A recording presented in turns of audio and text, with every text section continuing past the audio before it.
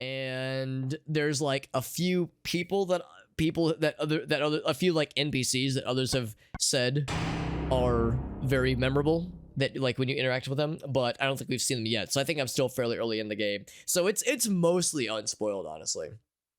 Only like a handful of things about like, you know, enemy behaviors and whatnot have been hinted to me. Everything else has been like pretty unspoiled, which is good. Because yeah, the idea is for it to be completely, if like fairly fresh. I mean, there's a few plot points I know about with Silent Hill 2, I think, but I don't know how interrelated 1 and 2 are necessarily. So even that might be, you know, a decent bit of disconnect. So yeah, the idea is for it to be like, yeah, fairly fresh, fairly funky fresh. Also, Hasmati, good to see you, friend. Unique to 2, yeah, exactly.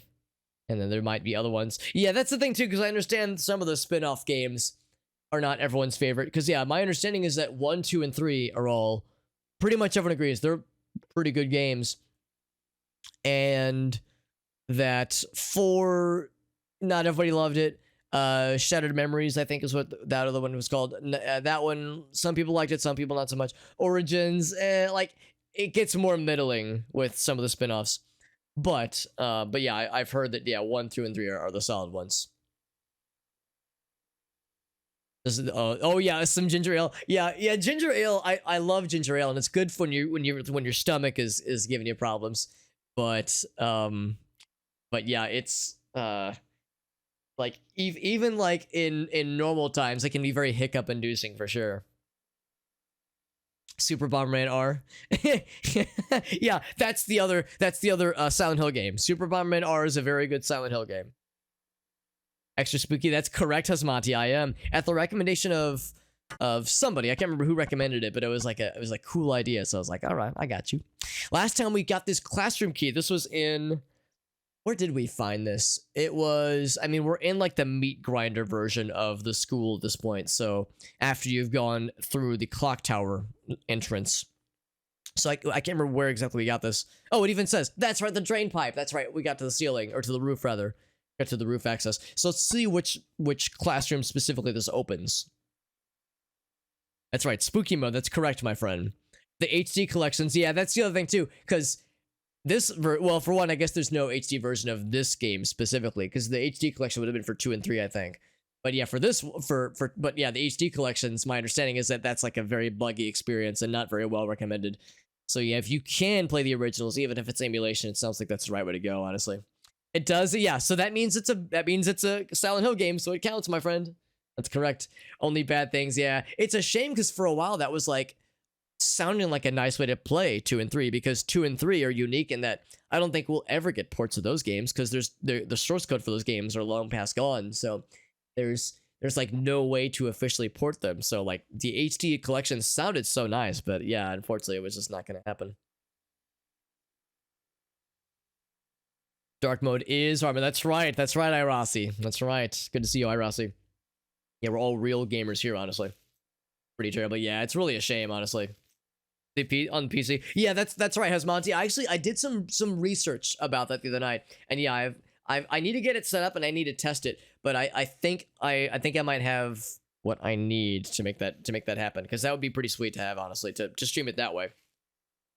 Or PC, that's right. Yeah, thank you. Yeah, Physics Cat knows what's up as well. So yeah, seems like that's an open secret, as we say in the industry, as far as like ways to make certain things like that happen. Because I guess we might be rubbing up against Twitch TOS if I say too much, but I'll say this much: when it comes to games that just are not available, I guess the phrase is abandonware.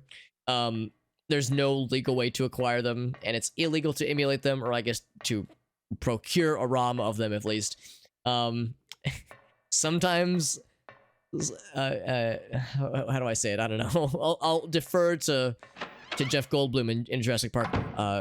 Life finds a way. What's up, El Gasso? Good to see you, bud. Not life, but video games. Although, what am I kidding? Video games are life. PC version's working excellent. Yeah. I think I might be thinking of the same thing that you're referring to as Monty. Because yeah, I've heard it's quite good. Sometimes that's how it goes, man. Vitamin C deficient. That's correct. If there was only a certain medical malady, Arctic, that would be that would be relevant to what you're describing. I wonder. Yeah, sometimes that's the only option you have, man. Like, it's not ideal, but sometimes it's all we got. Yeah, no, I think you're right too. Physics cat, like, I try to be really careful about that kind of stuff, but yeah, I mean, I'm not actively worried about it necessarily, so I think we'll be all right. Sleepy times, of course, Setness, by all means. I know you were in a very, you're in the future. You're a time traveler, so I know that you are very far in the future from where I am. It's only like 8:41 p.m. here in Central Daylight Time, so it's really not too bad. Whereas you've been pulling the late night hours. But thank you again to Setness for that very kind raid. This is Silent Hill 1, a game I've always wanted to play, but I haven't played it until now.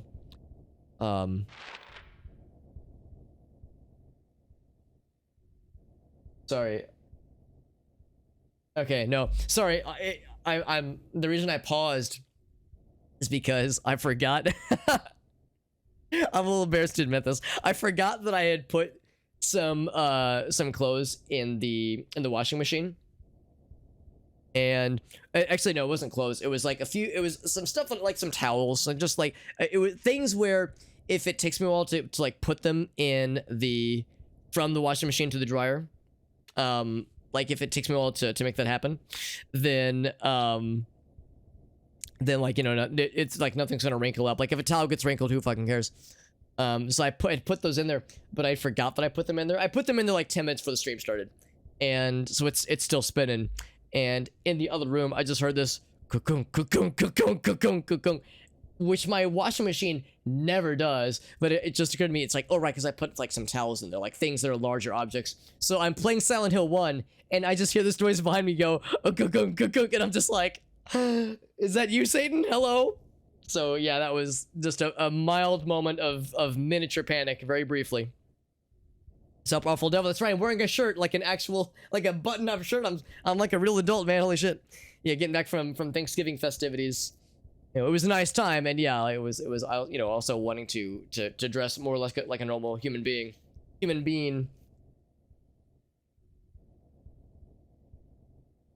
Torrenting the original. Oh, really, Arctic? Was it because, like, if it was torrent something, and like if like the file sharing, if like somehow if somehow like the addresses you were like uploading to somehow got traced back to you? I'm thinking like if it was because you were uploading a lot or something like that, because yeah, I know that in different countries they have like different policies for stuff like that. Pittsburgh, yeah. G40 that's definitely up there. It's definitely up there. Yeah, you're already a night owl, but that's like extra night owl hours for sure. So but it was a letter in the mail though. Yeah, an actual letter in the mail. That's wild. Yeah, because by that point they would have had to have. Yeah, it's like yeah. I guess you must have hit a spicy address somewhere along the line. I'm not sure how that would even happen. Washing my clothes. That's correct. That's correct. Or I just hang them out to. I just like leave them in piles outside, and I just wait for it to rain and just kind of let it solve itself. That's me crawling out of my washing machine. Well, that's the thing. For those who don't know, here in Central Standard Time, Central Daylight Time rather, we have like portals in between places like Missouri and Texas where JD is. We have portals in our washing machines. So yeah, JD was just flexing his washing machine portal device for all of us. Got a movie scene for Mr. Devil. Just reporting all the clothes. So you were just caught in a wide net then. Yeah, that would make much more sense then. Yeah. So it's just forwarding it then. Season 1 of Game of Thrones. I was gonna say that had to have been ancient then, because season 1 that was like 2010 or like 2011, I guess. Yeah, 2006. Yeah, that makes more sense. I guess that was maybe a more common practice. But this cool game that was made based on that movie, because the movie definitely came first. Kappa. We're all in agreement. It was definitely the movie that came first. They gave them more shit when they deserve. Yeah. Well, and of course there's a lot of, I would assume, just kind of baked in cynicism, because, you know, that we just assume that video game movies at least back in that time, we would have assumed that video game movie bad, because let's be honest, most video game movies were bad. But yeah, it's unfortunately, yeah, it was maybe given more criticism than it deserved. Let's see, it said classroom, but we've been to both these classrooms, haven't we? Was there something that was locked in these classrooms, I wonder? Oh, wait. Where did I go? This is the classroom, right? Yes, this is the classroom. Let's double check the inventory. Because... yeah, classroom key. Maybe there's another room that's titled the classroom, because there's these two, and we've both been to both of these rooms. Unless there was something that was locked. Maybe, like, the wall that connects them is unlocked now, but that wouldn't really do much for us, honestly. Just a shortcut. What I might do is go back upstairs, because I think we actually found this key. Oh, no, we had to come down to the ground floor. I'm thinking maybe we could check... oh, yeah, maybe it's that, actually. Maybe it's that second tier of classrooms. That might just be it. So we could check that as well.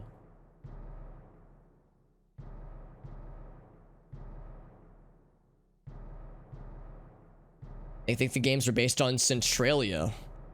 I've never heard of Centralia. Is that like another series? Homecoming. Oh, wait, I know that there's Silent Hill Homecoming. Is there like a Silent Hill Centralia? There's a place in Illinois that I drove past earlier called Centralia, actually. The movie, the game. That's correct, yes. Over the top. Games like visuals, yeah.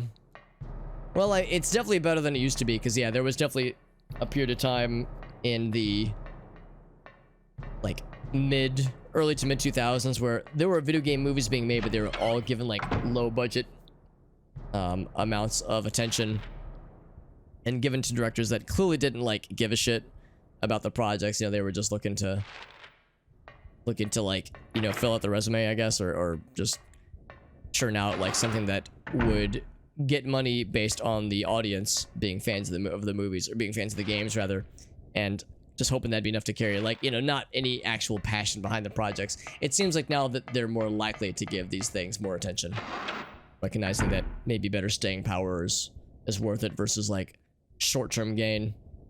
Centralia, Pennsylvania. Okay. Because, yeah, this is Centralia in Illinois as well. Underground coal mine. Oh, okay.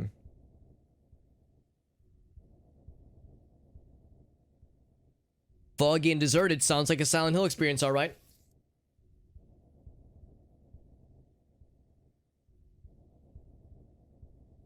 Ash falls from the sky. And which is to say that's like a real life thing, right? Is that what you're saying? Like the implication that like this ashy substance is like a thing that happens in real life. Also, I think we cannot get through here, so we have to go around, don't we? We can just go to the teacher's room, the teacher's lounge. Yeah, the actual location. Well, it sounds like the location is real. I was just curious if like the ashy substance is also an IRL thing. Didn't I kill you guys already? So I'll kill you extra good now. As I would have come through here previously. Although more enemies might have spawned since we've gotten a new key this time. Yeah, that part is also an IRL part of the experience. Anything else different about this room? Probably not. So we had the phone experience, which I thought was a very well done scene. And it was very like off-putting. Oh, can't use the phone. Blood blockers. Ashy, smoky. Yeah, it sounds pretty rough, honestly. Streets collapsing. Damn. Yeah, so apparently the IRL Silent Hill confirmed. Sinkholes. Yeesh. Sounds like a great place. Sounds like I picked up a new vacation spot. To vacate from living. Sounds unpleasant. Alright, so let's see if our theory is correct. If there is indeed a place in this, like, second tier of classrooms that I'd be able to check it out. And to be clear, it's this floor, right? There's one more floor up is the roof access, I think. Yeah. So there's the classrooms here, and there's classrooms on the other side. You know, it's possible I never even went to that second tier of classrooms. It seems like I might not have gotten to the other side, though, because I think that other door, set of doors might be locked. So let's check this one first.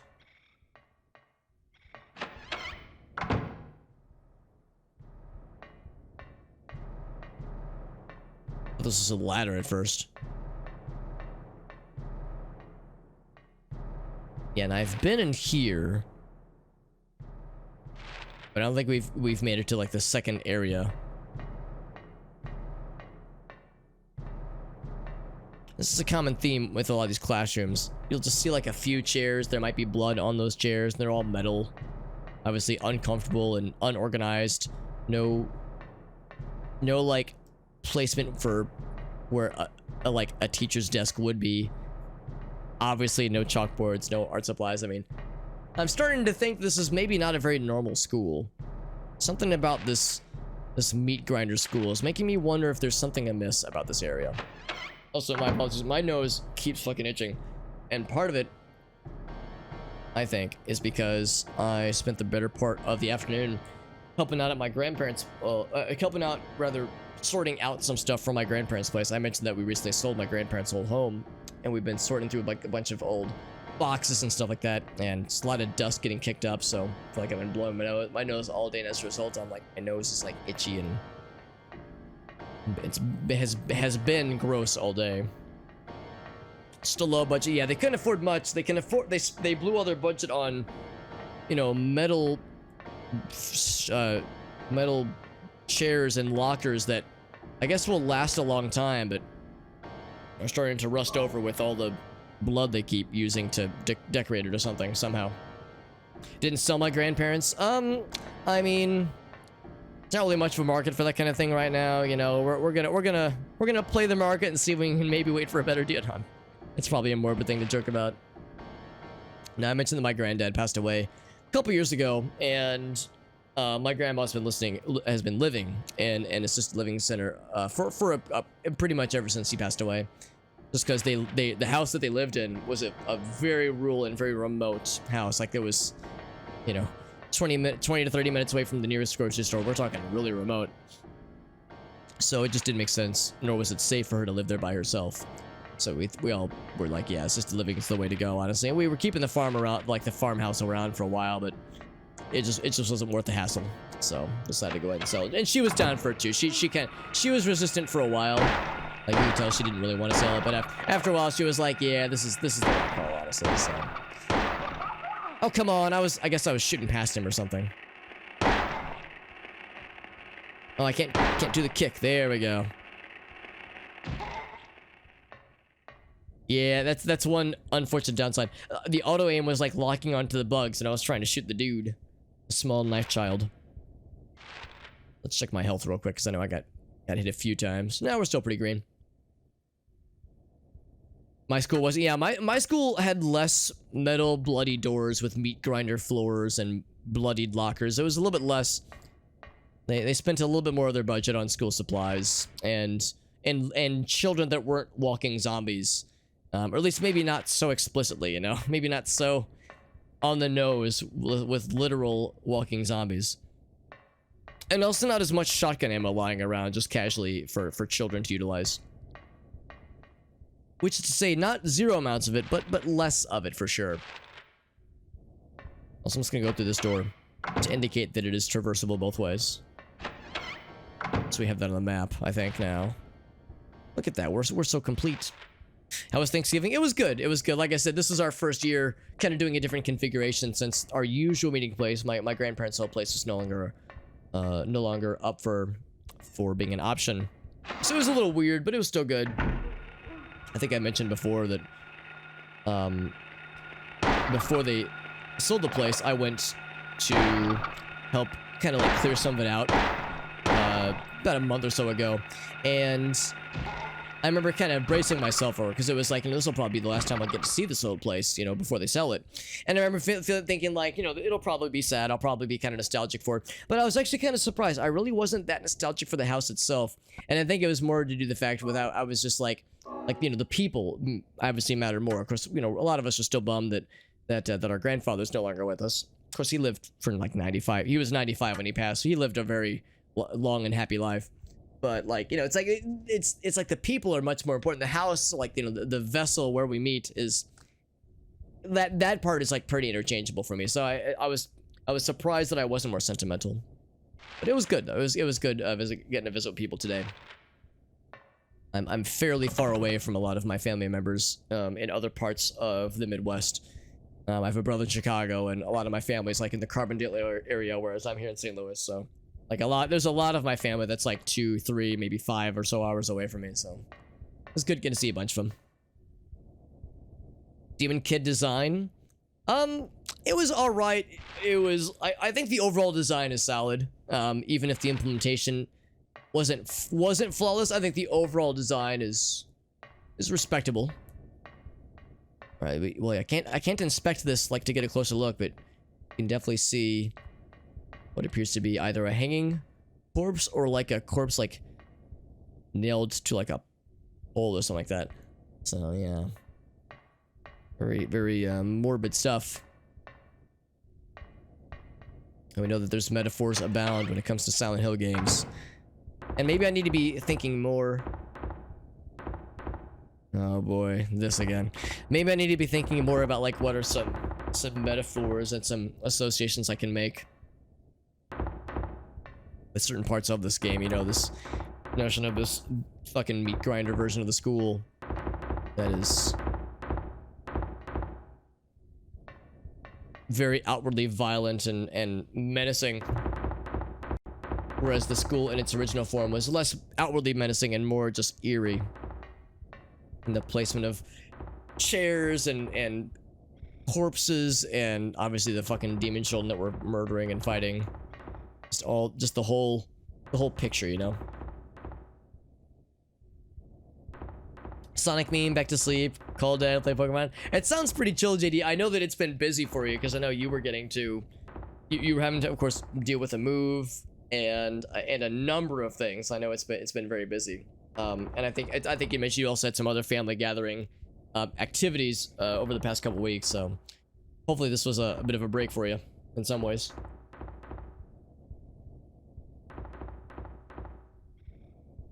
Head and face are like more yeah. I certainly didn't dislike it. Just taking it for its at face value. Face value, literally. All right, well, last time it was a kitty cat. I have a sneaking suspicion this is gonna be slightly different this time around. Here we go.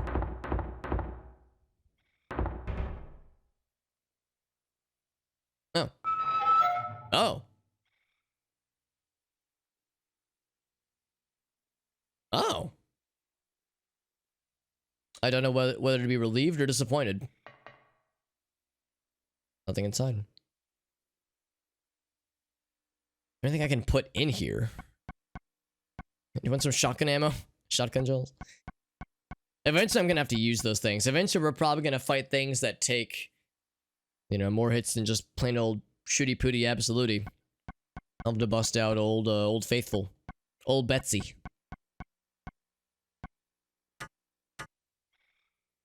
Nothing yet. Just fucking blood locker. Nothing inside. Schrodinger's cat. Yeah. Yeah, Schrodinger's Satan cat. Blood Satan cat. Oh, Jesus. Okay. I was thinking that one of those lockers looked different. And I was like, I want to check this out. But then that happened. Whoa. A body is slumped over. You don't say, Harry. Goddamn. However, he gave us a present. Library reserve key. That's for the library reserves. If you wanted a, you know, so like if you have extra library and you want to store it somewhere, can I check out the locker itself? I guess not. The blood, but yeah, we let the blood out. That was very generous of us. If temperatures are dropping, if they're cold, you're cold too. Let your blood in? Out? I don't know. Keto friendly. Oh, that's really nice, Arctic. That sounds really cool. Some appetite suppressant. Yeah. It was actually pretty good, though. Made a really cool low carb. Oh, that sounds wonderful. Wow. Peanut butter pie. I've never had peanut butter pie. I didn't know peanut butter pie existed, but that sounds incredible. Holy shit. That sounds really nice, Arctic. Because, yeah, I know you've been following the keto stuff, which has been great, but also, it sounds like it's been very, very challenging for sure. So that all sounds very pleasant. Shout outs to Arctic Mom, to Mama Arctic for giving me the hookup, man. That sounds nice. Yeah, I had a feeling this was probably gonna be locked, so we just have to go up and around to get to the library reserve room then. See what that's all about. And to be clear, I'm guessing we must have used the other key in one of those classrooms. Yeah, library resume. Oh, wait, no, we still have the classroom key. Okay, so maybe we'll use this fairly shortly then. That sounds really nice, Arctic. I'm glad you were able to have, like, a nice Thanksgiving, because, yeah, it makes perfect sense. A lot of Thanksgiving food is like high in carbs, that kind of thing. So if you're following a specific kind of diet, and that makes things challenging, then yeah, for sure, that would be hard mode when it comes to an enjoyable Thanksgiving. But yeah, it's really cool that your mom was able to get you the hookup. What's up, Schmoops? Good to see you, bud. I appreciate you stopping in. That's really nice of you, bud. Happy Thanksgiving to you, my friend. Hope you're doing well. Schmoops, what kind of stuff do you have on the radar for your next stream?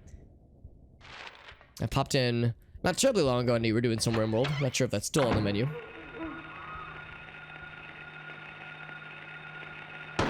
No, not over there. Sometimes the tank controls mess me up because in my mind, I think like, oh yeah, I need to, well yeah, I guess I'll go ahead and kick him. In my mind, I need to like move the thing this way. It's like, no, it's based on how I'm facing. It's not about me. It's about how Harry's doing. He's the star of the show. And kicking these children. These zombie sloth children. The ketons, that's right. That's what keto really is. It's to encourage the ketons to flow through your body. Much like what is it from Star Wars? The fucking midichlorians. Keton chlorians. Yeah, sounds good. Sounds good, Shmoops. Thanks again for stopping in, bud. Hope all is well, my dude. Because, yeah, you mentioned, like, the appetite's been a problem, yeah, or lack thereof. Some side effects, yeah. We got a multi-course meal, and it was nice. That's good. Because, yeah, you were telling us about the fridge experience that happened not too long ago, and that I'm sure was, like, an awful experience to be sent down. So, no, I'm glad that this was very much a positive day for you, but that sounds really good. Sounds like your body and soul needed it, because... Oh man, I remember talking with Void when I went to go visit him. I picked up food from him when he first was admitted to the hospital a few weeks ago, and picked up some pad thai from a restaurant that both of us like. And he couldn't eat very much of it at the hospital, but when he got back to his apartment, he had some for leftovers. He was telling me, it's like, yeah, that was like invigorating, because it was like the first like legit big meal he'd had for a while that he was able to keep down. And he was like, and I was like, we were talking about that. It's like, yeah, when you're like fighting something, or you're not feeling good, or you're sick or something, like something's going on with your stomach, and you're not able to like eat a lot, and you have that first like legit meal, it's like, holy fuck, like my soul is revitalized. Holy moly. So we can go up this way. Let me think about this. Should I go back to save before I commit to this? It's probably fine. Probably fine. What's up, Tabatsu? Yeah, this is normal school. Or if I can just hit it with the jukes. Oh, there's multiple of them. You know what? Oh, shit, I was gonna go with the jukes. Ouch. Shit.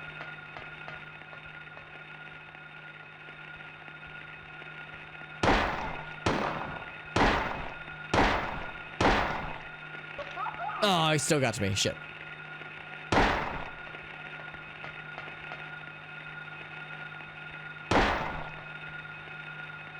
There we go. Oh, what? Usually I get more than, like, 3 seconds to do the finishing blow. So I definitely got stabbed a bunch there, so I need to use some health so I don't bleed out. Luckily, I've got a lot of healing supplies still, so we're doing alright. But I can't get too comfortable. Yeah, so to be clear, these other rooms we've already tried, so Library Reserve is the only one we have really available to us right now. Yeah, this is a pretty normal American school. I mean, it's been about... When was the last time I was in a non-university school? I graduated in 2007, so... You know, it's been only 14 years. But who's counting? So maybe I'm a little bit far removed, but it's... Yeah, more meat-grindy and more rusty and more, bloody and gunshotty than I remember it, but I'm a little bit out of practice.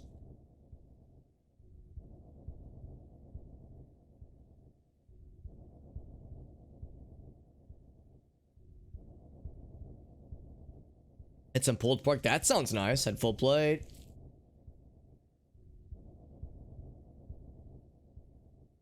More soldier. Yeah. Oh, it sounds unpleasant. It sounds very unpleasant. No doubt, Arctic. Use the key. Okay, so it'll tell you specifically when you use a key, and presumably when it gets discarded.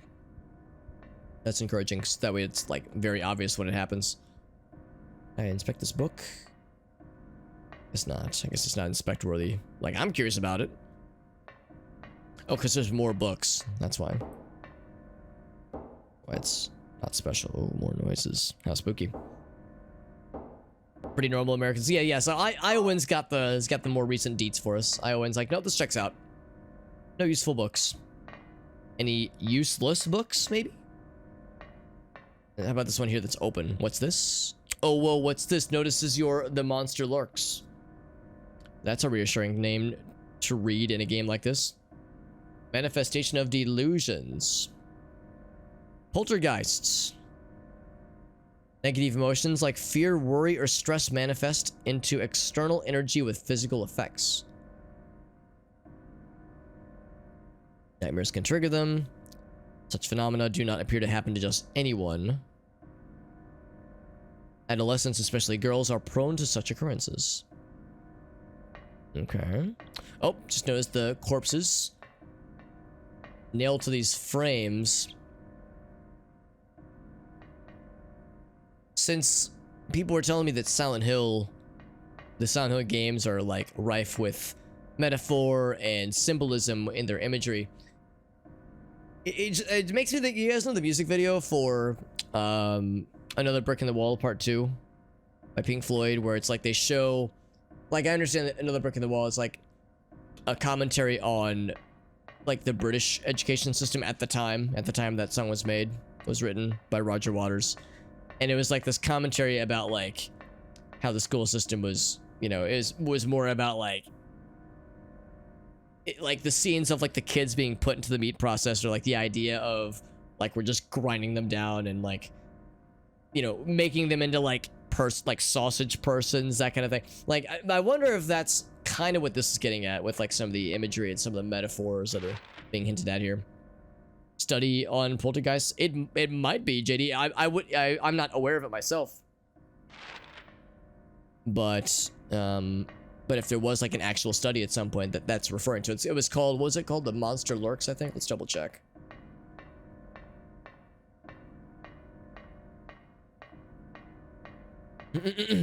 Double check though. Down maybe about 30 or 40 pounds. That's incredible, Arctic. I feel bad that some of that has been, you know, uncomfortable, obviously. But yeah, I hope it's been more of a positive thing. At least like more positive than negative. And yeah, like you were saying, like once things kind of calm down and you're able to like kind of get back into a more normal flow, I hope like it's, you know, it kind of establishes to it like a healthy baseline. Because that's a lot to put yourself through for sure. Get another belt for the second time, yeah. Yes, the monster lurks. So I have a feeling that reading that book was like a key clue.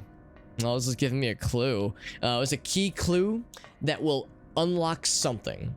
Because I understand that this is one of those games where you will read a thing and that will enable another thing somewhere else. It might not always be abundantly clear. Like in this case, I'm not sure if I have a whole lot to go by this. I'm looking to see if there's anything else in this room before I commit to moving on. But I know this is one of those kinds of games, from what I can tell at least. What's up, Mr. Dave? That's right, yeah, Dave had something similar. Yeah, because, oh, here we go, we can use the library from here. Because, yeah, I know Dave, I don't want to, it's not my business to share, obviously. But I do remember, Dave, yeah, you'd gone through something relatively similar to what Arctic's doing right now. And yeah, by the end of it, you're like, oh man, yeah, holy shit, like things are different now. And I have to have new clothes and new belts and that kind of shit. COVID lockdown, yeah. Yeah, that's right. So no one's gonna bat an eye if you're just chilling in your underwear.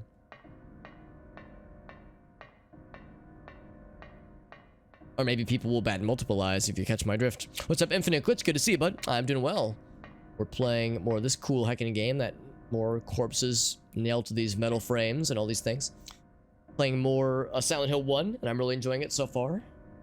Well, this is, I think, stream number 4 of it. We're, I don't know how far along the game in general that we are, but we've at least made it a few areas in, which is nice. Full work from home, that's nice, yeah. Yeah, close requirements, yeah. Some jeans will be nice at least, but yeah. But otherwise, yeah, everything's nice and chill. Yeah, not a huge deal, exactly. I knew what you meant, because yeah, working from home, like that's what I've been doing lately. A lot over the past, well, year and a half, I guess, but it has continued doing, which is nice. So yeah, it's kind of a, would like to keep it going as long as I can, honestly, because it is a very nice thing to be able to enjoy. And thank you, Infinite Glitch. Happy Thanksgiving to you as well. Happy Thanksgiving to all who celebrate on this fine day, of course. Recognize that it's a relatively small number of countries that celebrate in the grand scheme of things, but a lot of I recognize a lot of the folks that are regulars here are at least from somewhere in North America, so it's something that a lot of us are celebrating around this time of the year.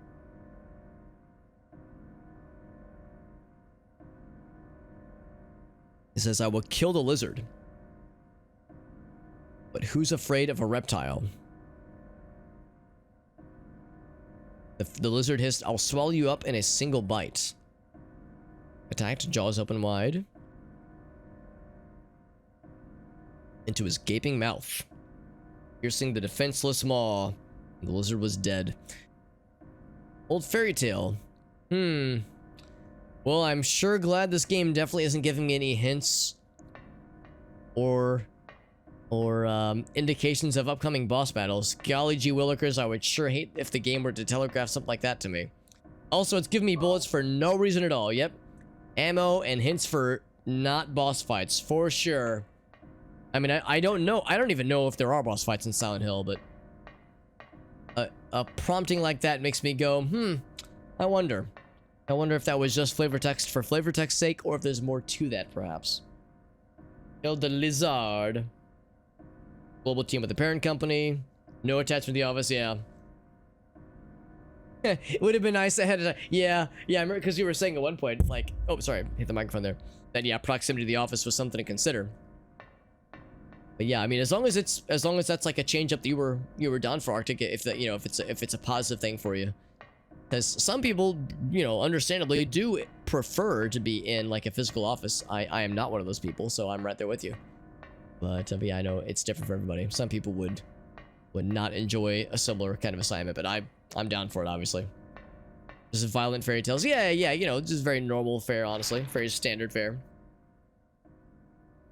Right, so otherwise, oh, we can get to the other half of this part of the classroom then, this classroom area.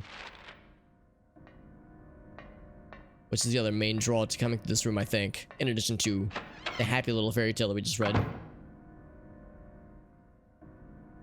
Negative thoughts and behaviors, yeah. They're like, yeah, some kind of man-made thing. Right, yeah. Yeah, that makes sense because, like the movie Poltergeist, there's some lore to kind of explain where that poltergeist came from. We, of course, learn some details about that kind of stuff in Phasmophobia, which is kind of fun. The different types of spirits in that game, for that matter. And so, unsurprisingly, this is closed. We hear happy things in that room. On the other side of that room. Perfectly square. It really is. Shouts to Kindergarten Cop for being the perfect square movie. Perfect square kindergarten school inspiration. Check this classroom here. Let's see if we have the correct key. Hungry lizard that tried to eat a man. Shot the lizard in the face and it was dead. It was awesome. And they lived happily forever. Classroom key is used. Get good.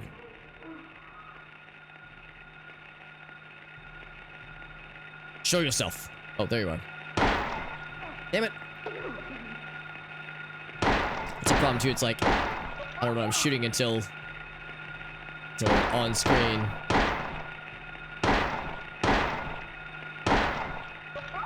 Damn it, I literally got hit by all three of them.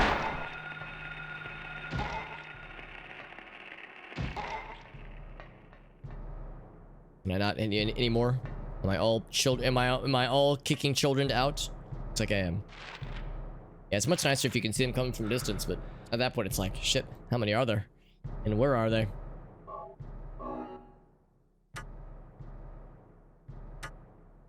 Part of the brain that manifests disturbances.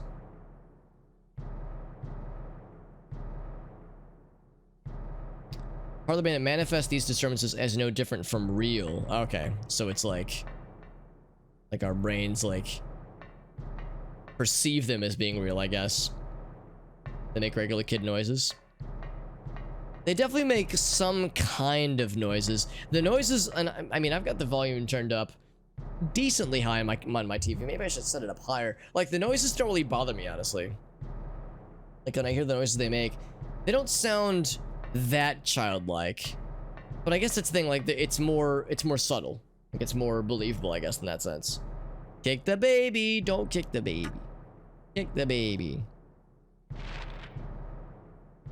Let's see how we couldn't go through this room as well. Anything else in here? Like, I've been using more healing supplies than I'm finding them, so I feel like I should be getting good. And maybe I should be trying to avoid more combat than just trying to take it on, but I don't know, these like cramped spaces, running around combat is sometimes easier said than done. One thing I will also do, continue the tradition of having all doors clearly marked on my map. What's this? Lock. Go back to it. It's like some kind of hallucination thing, yeah. The more real it feels, the more real it becomes, yeah. And it's like a self-actualizing nightmare, waking nightmare. Whenever I hear this discordant piano, I mentioned this before, I think of the Mario 64 piano. It even sounds like there's a Mario 64 piano in this corner of this room, maybe. Oh, look at that, more health. I was just saying I could use more of this. Health beverage, drinkable Viagra, as we were saying earlier. For Harry's python that he keeps locked inside of his pants. That's why he's so confident and fearless despite all the fucking nightmares experiences he's going through right now. Nothing else in here.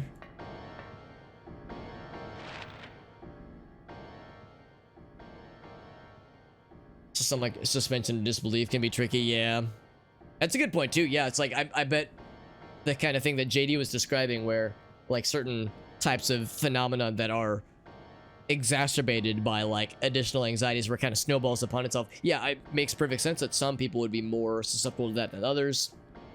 Yeah, so it's like I could see that being like a real source of horror for a lot of people, you know, for various reasons.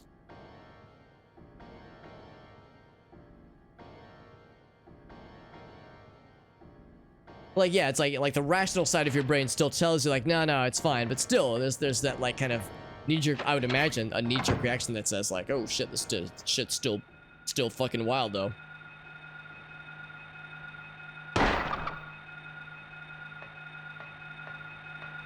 Is there more where that came from? Not for the time being, at least. More drinkable Viagra, yes please. Liquid Viagra, I can just down the hatch. Over ice, maybe. Larger heads with eyeballs. As I was gonna say, you can't really even see the eyes nowadays.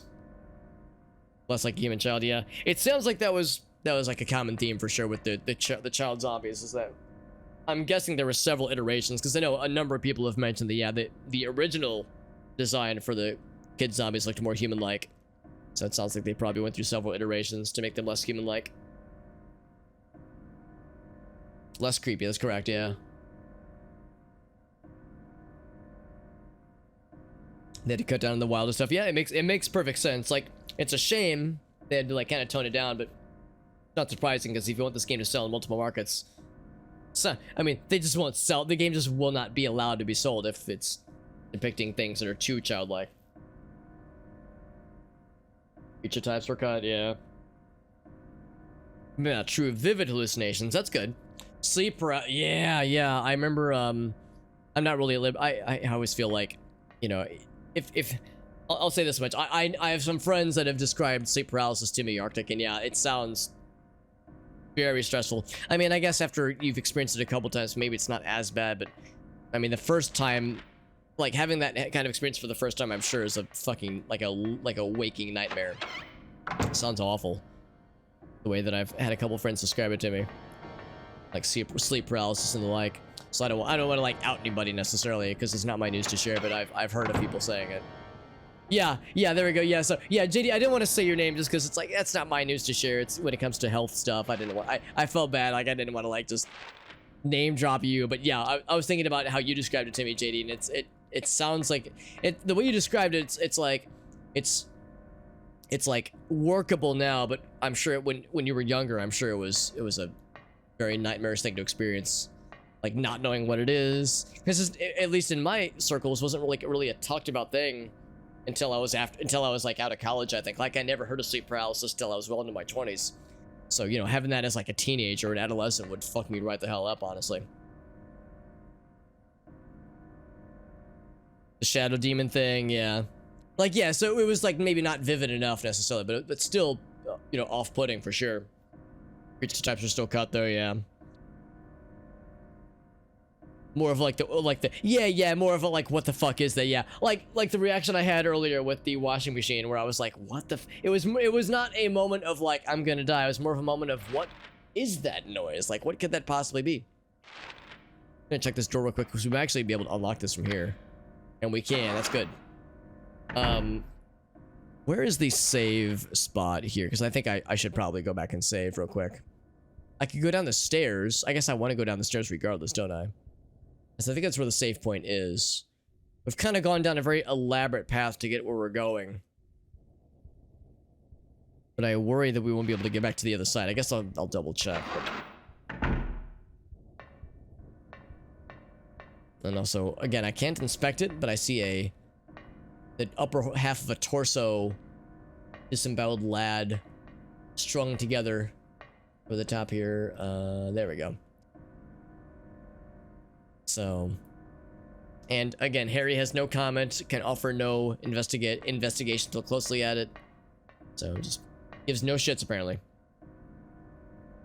Just being, yeah, exactly, being unable to move, the hallucinations tied to it. I mean, just the whole experience sounds very unpleasant.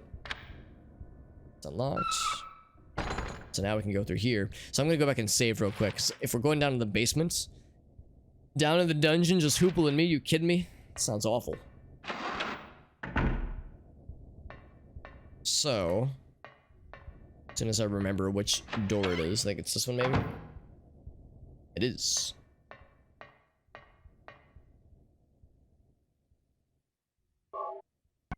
So we'll save.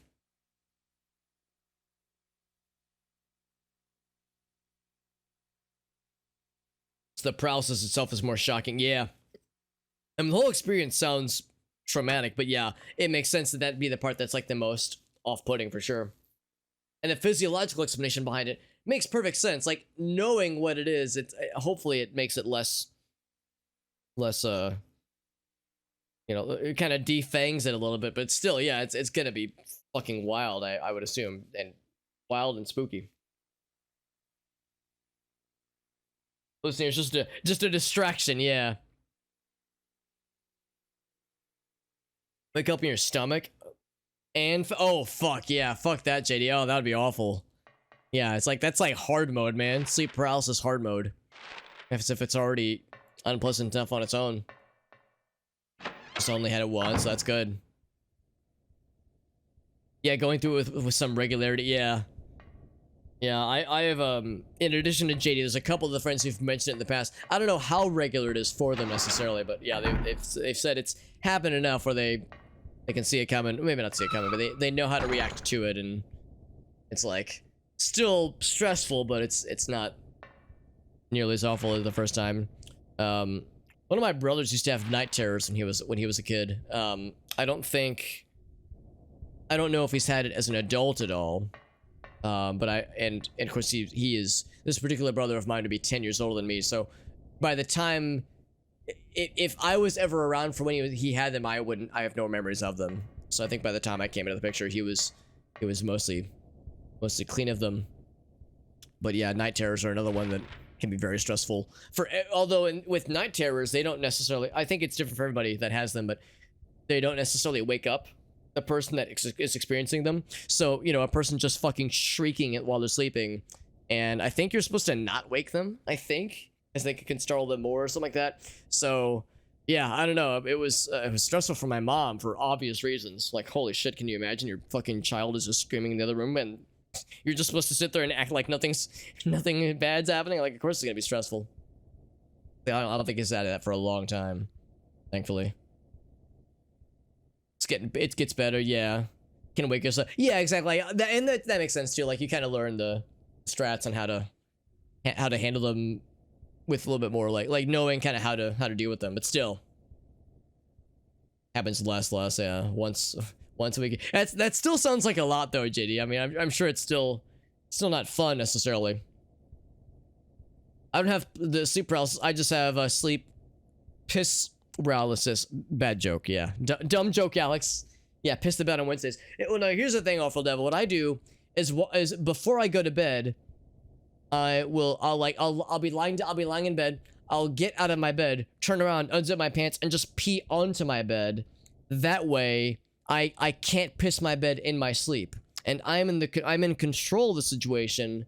I'm intentionally pissing upon my bed, so then I am no longer in fear of accidentally pissing the bed, because I'm in control. I did that shit on purpose.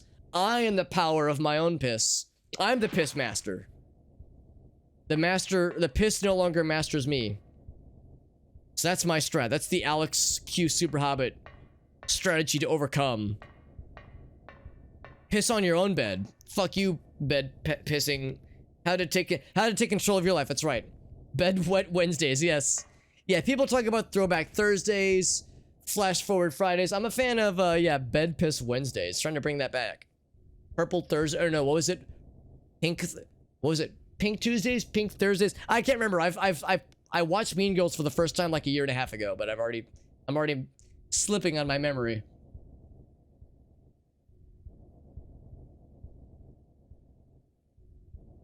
It's just the Wednesday tradition. That's right. Yeah. Yeah. Usually what I'll tell people if I talk about a stressful experience, I'll be like, yeah, you know, I had to hide under my desk crying, and that's more so than the usual Tuesday cry session I have scheduled in for every calendar, like on my calendar, like on my work calendar. I don't know if Void's in the chat, but he can corroborate this. If you look on my calendar, you'll see that I have like an hour slot on Tuesdays dedicated to, wailing and gnashing of teeth. Nothing weird, obviously. Massacre, what's up, friend? Challenge pissing, that's right, challenge pissing. Had sleep paralysis. She thought, oh, geez. Yeah. This is gonna be awkward. Yeah. Oh, no. I'm sorry, I'm sorry to both of you, because, yeah, I'm sure that was like, weird for all parties involved. Oh, geez, yeah. Yeah, I can only imagine how, like, it's just gonna be weird, right? That's just how it goes. Hopefully she was understanding, but I'm sure she was concerned, because it's like, hey, bud, you alright, bud? You alright over there, buddy? Please don't die, please. Japanese singer put a water fountain. Interesting. So that he wouldn't be too comfortable. Because, like, he was wanting to feel uncomfortable. That's interesting. Gonna see if there's, like, anything I can interact with here, but so far, nothing.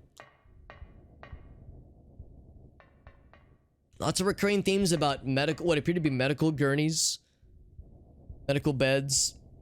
This time inside of like a caged area, but like these are recurring themes we've seen. We saw a wheelchair in one area with more of these kinds of, I'm guessing corpses are like bags for corpses that are like hanging up or like placed upon these metal kind of frames. So a lot of just the same kinds of things we've seen earlier. What does it all mean? That's the question. You can look at them, but yeah, it's probably. Oh god, yeah, I just can't imagine how weird that must feel for your perspective, JD, as well as for theirs. It's like just give me a second and I'll be able to like explain what's going on here. But yeah, if it's weird for you, trust me, it's weird for me as well. Just we found the pink ball from last time. This is like the kids like lost and found area or something. Trying to pick up what I'm guessing is ammo. There we go. Some shotgun shells. Well, they give me shotgun shells and also I think a healing item right here. Gosh, boy howdy, I'm sure glad there's no boss battles coming up or anything like that. Boy, that'd be embarrassing if there was something scary about to happen. An unresponsive, yeah. Being stared at by an unresponsive person at like nighttime when, you know, people are expected to be sleeping. Yeah, that would be... Yeah, that would be an odd thing entirely. Because, like, I think the physiological explanation behind sleep paralysis is... And JD and Arctic, like, maybe you guys know more about this than I do, but, like, maybe it's... I think the idea behind it is that whatever... whatever, like, I don't know if it's an enzyme, whatever we have that circulates throughout our body that, like, discourages us from moving a bunch in our sleep. Like, there's some kind of thing that causes that to, like, still be flowing while we're kind of awake. So we have this, like, weird combination of kind of asleep, kind of awake, and unable to move because my body is meant to not be moving right now. So it's this weird, like, disconnect between consciousness and sleep and body trying to keep things safe because it makes sense. We don't want to be bouncing around while we're sleeping because that'd be not so good for survivability and whatnot. So yeah, it's just an odd occurrence, obviously. Water fountain near the Fed, just fill it. Oh wait, sleep in a bathtub while hanging by your... Oh my god, back. Oh my god, that's impressive, Awful Devil. Extreme, but impressive. All right, so what do we have here? Can I inspect things? That's right, so no things that say, like, where Harry walks up to it and goes, there appears to be an apparatus for blankety blank. Let's just start spinning things and see what happens. I'm guessing this will be a puzzle of times. Be a little bit tedious. Yeah, we'll see. We'll see how it goes. I know it's just how it goes sometimes.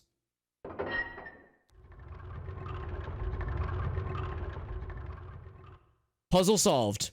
Easy. Puzzle solved. Easy peasy. Yeah, no, I mean, the one that we had last time where it was the piano keys with the birds, like, that one was... There were a lot of layers of abstraction, but I didn't mind it too much. I liked it. Here, let's turn to the left again. I liked it, and I liked how creative I felt like we had to get to solve it, to, like, get it sussed out. So that was kind of neat. Oh, I see what's going on here. So there's different... Yeah, this is gonna be weird then. Because, yeah. I wish I could, like, zoom in a little bit more. Actually, I can't zoom in at all. This is probably going to be more trial than error than I want to admit that it will be.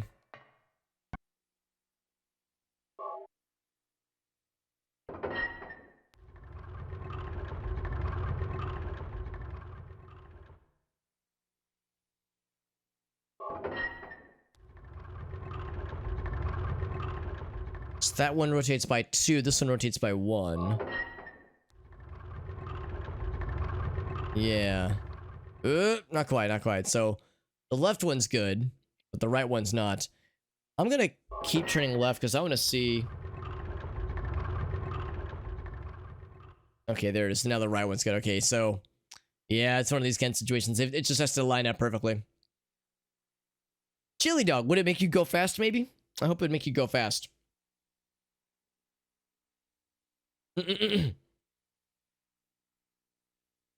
I'll give you indigestion though, yeah. Same, probably, honestly.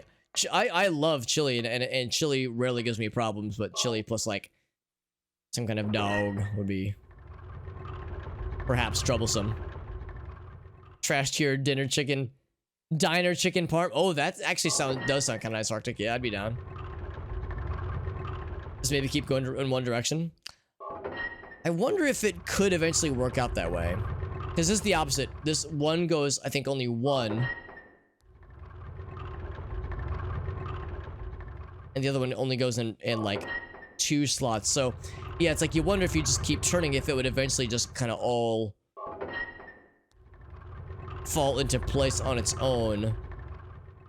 But I have a feeling I'm guessing they've probably engineered this in some way to prevent that from happening, where it has to be either dead luck or dumb luck, rather. Or just kind of lucking away into it. Because, yeah, now I'm 1 off again.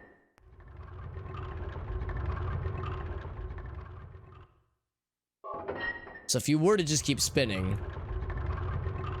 it would make sense that you could eventually land on some kind of configuration, but yeah, I'm not sure if it's going to work that way, honestly.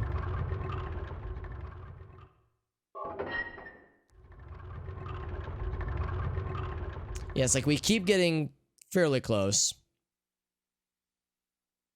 How's about this? Let's go back by one step.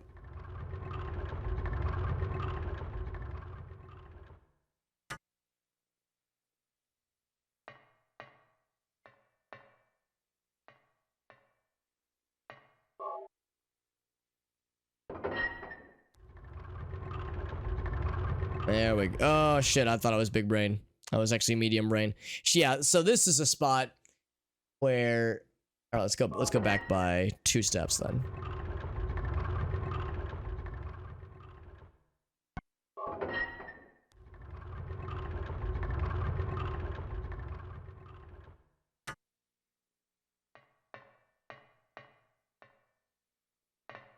Let's see if this works out the way that I'm hoping that it might. It will just restart enforcement. Okay, yeah, that's kind of what I was thinking. Like after a certain point, there comes some point where they would have thought that out at least. Take longer than the piano puzzle. You would think that, wouldn't you, Awful Devil?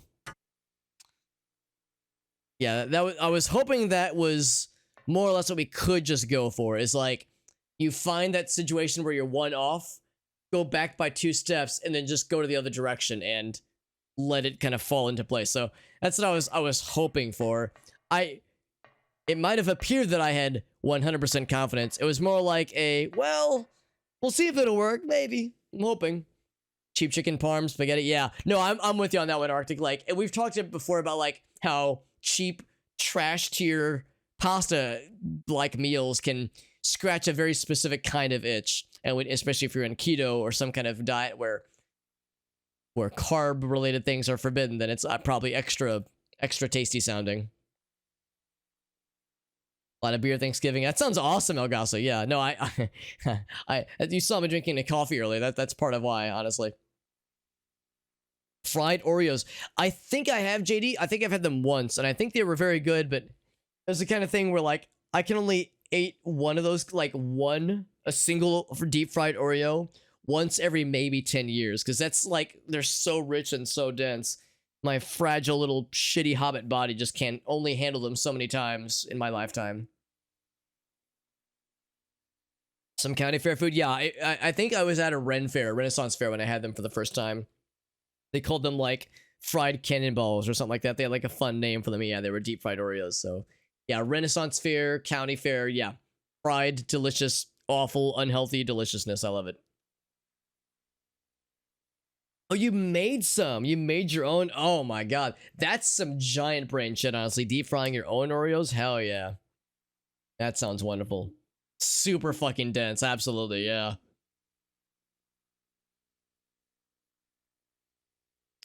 Insulin shot. Yeah, it sounds about right. That sounds about right. Literal food coma. Turns into like a chocolate. Yeah, it is a indulgence, but oh, it's a lot though. Ah, elevator. I was not expecting an elevator. I'm wondering if I should just go ahead and equip the shotgun, thinking that some shit's about to take a dump into my open mouth. Oh my.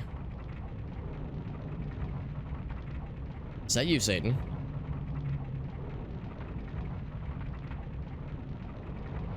Need a growl, need to evolve. Yeah, because some... Oh boy. Oh boy. Oh boy. Nice doggy! Ouch. Right here, we need to do something. It's dark.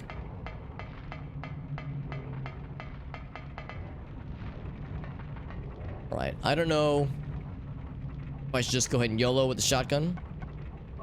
I feel like I should. I have a decent bit of bullets. Decent number of bullets. I was talking earlier about boss battles, so there it is. Yeah, I know the number Pokemon have to be traded in order to evolve. So, like, yeah, just do a trade, then a trade back maybe, or something. Not a fan of Oreos. Yeah, no, I'm in the same boat. I've always found Oreos to just be, like, not that exciting. Let's wait for him to open that gaping mouth of his. Whoa! Okay, he doesn't really open his mouth. He just kind of lunges. Oh, I'm low health because the controller's vibrating. I was hoping I could piggyback off of the story that we read about, like, wait for him to open his mouth and then explode his insides. Explode inside of his mouth. If I just shoot. Ouch. Fuck you. He doesn't seem to care as much as I was hoping that he would. You know, Harry, you're being pretty cool about this whole thing. What about this guy? Okay, I can't. Oh, is he blind, maybe? The way he kind of, like, lunged past me was a little bit surprising. What's he doing?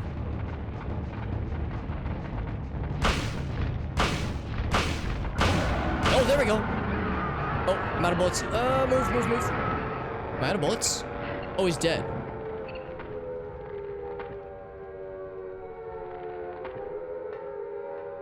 Now that was not what I was expecting.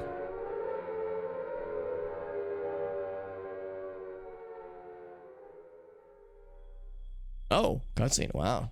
Yeah, not at all expecting that.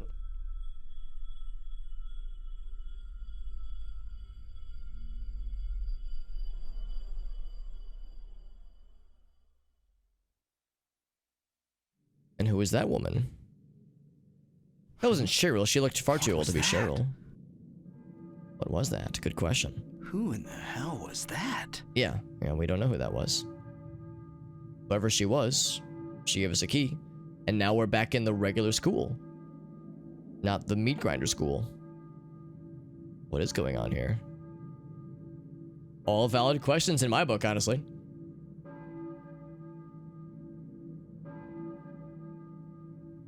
The bell rings in the distance. We're talking just a stream or two ago about how, like, yeah, let's go and reload this, I guess. How, like, upsetting sirens are, that kind of thing, like how that noise can be so off-putting. That was a very clever and unique transition of boss battle ends, or maybe it was a mini boss battle, and the monster is dying and it kind of melts away into this siren noise. Very cool effect, honestly.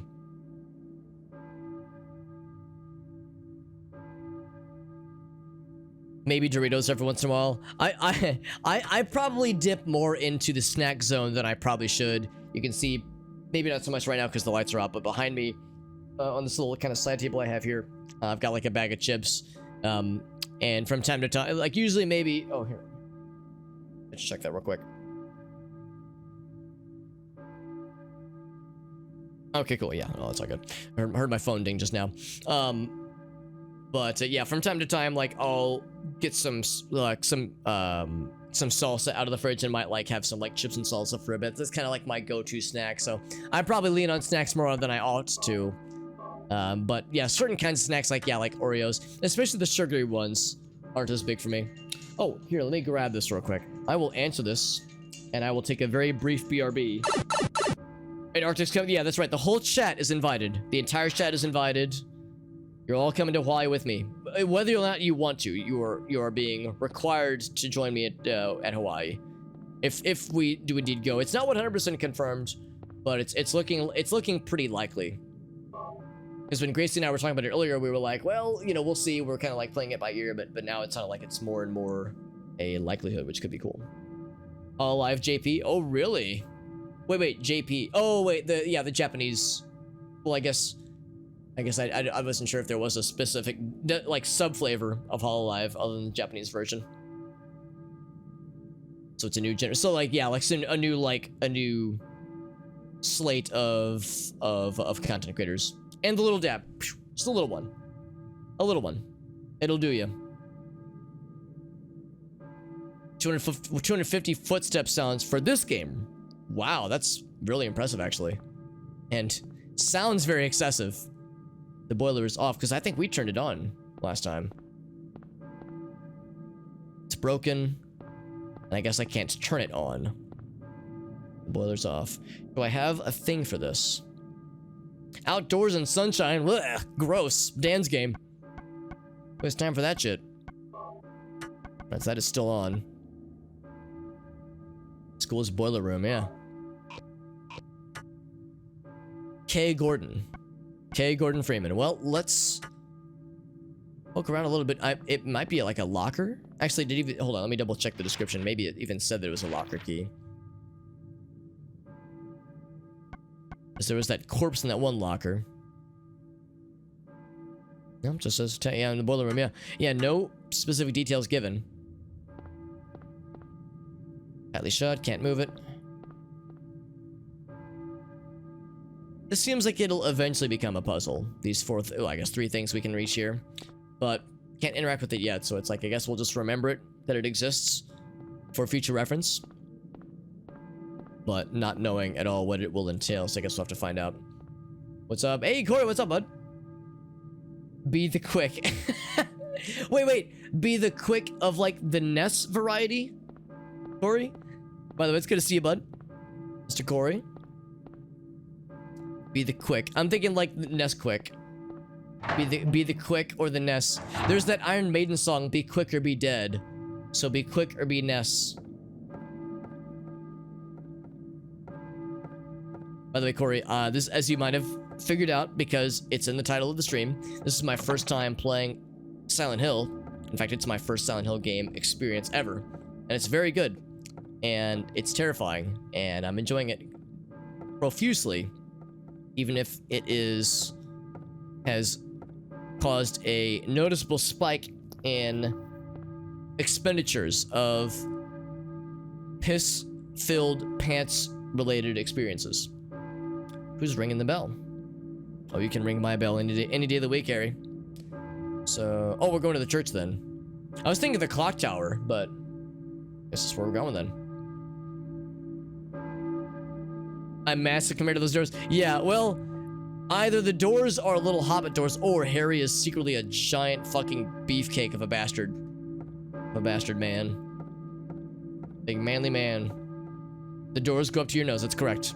In real life, they'd go up, they would tower above my head, but Harry's a beefcake. So we've been to literally all these other rooms. I feel like we probably don't need to really linger on too many of these other things. Roof access was off limits last time we looked. So we could check that. Yeah, I kinda wanna check like some of these other areas. Ooh. That were previously off limits. Like the hall, for instance. Yeah, good example. That's still jammed. Like, I was wondering if... Oh, that's jammed too? Really? Oh, I guess I'd... Wait, no, we were able to get through there at one point. Maybe this is the game's way of saying, no, Alex, you're not allowed to explore anymore. Maybe this is the game's way of saying, just get to the objective. Because I want to explore a little bit. This is one of those games where when you do a major thing, sometimes things will open up. But I don't know if this is an instance where that's going to be allowed necessarily. MCP pants, that's right. I am the new generation of MCP pants. There's the new generation of Japanese Hololive, like JD was saying. I'm the new generation of Aqua Teen Hunger Force hip-hop characters. Oh, okay, so, yeah, I think the game is giving me nudges in one direction. I will save real quick, just because we had a kind of a mini boss battle that I like to make sure we keep the progress upon. It's now Serbia, suddenly. Suddenly Serbia, and it's very much snowing outside, in-game, that is. Henry is 6'1", or Harry, rather, yeah. He's a tall glass of water, as we say in the industry. I think I just double saved.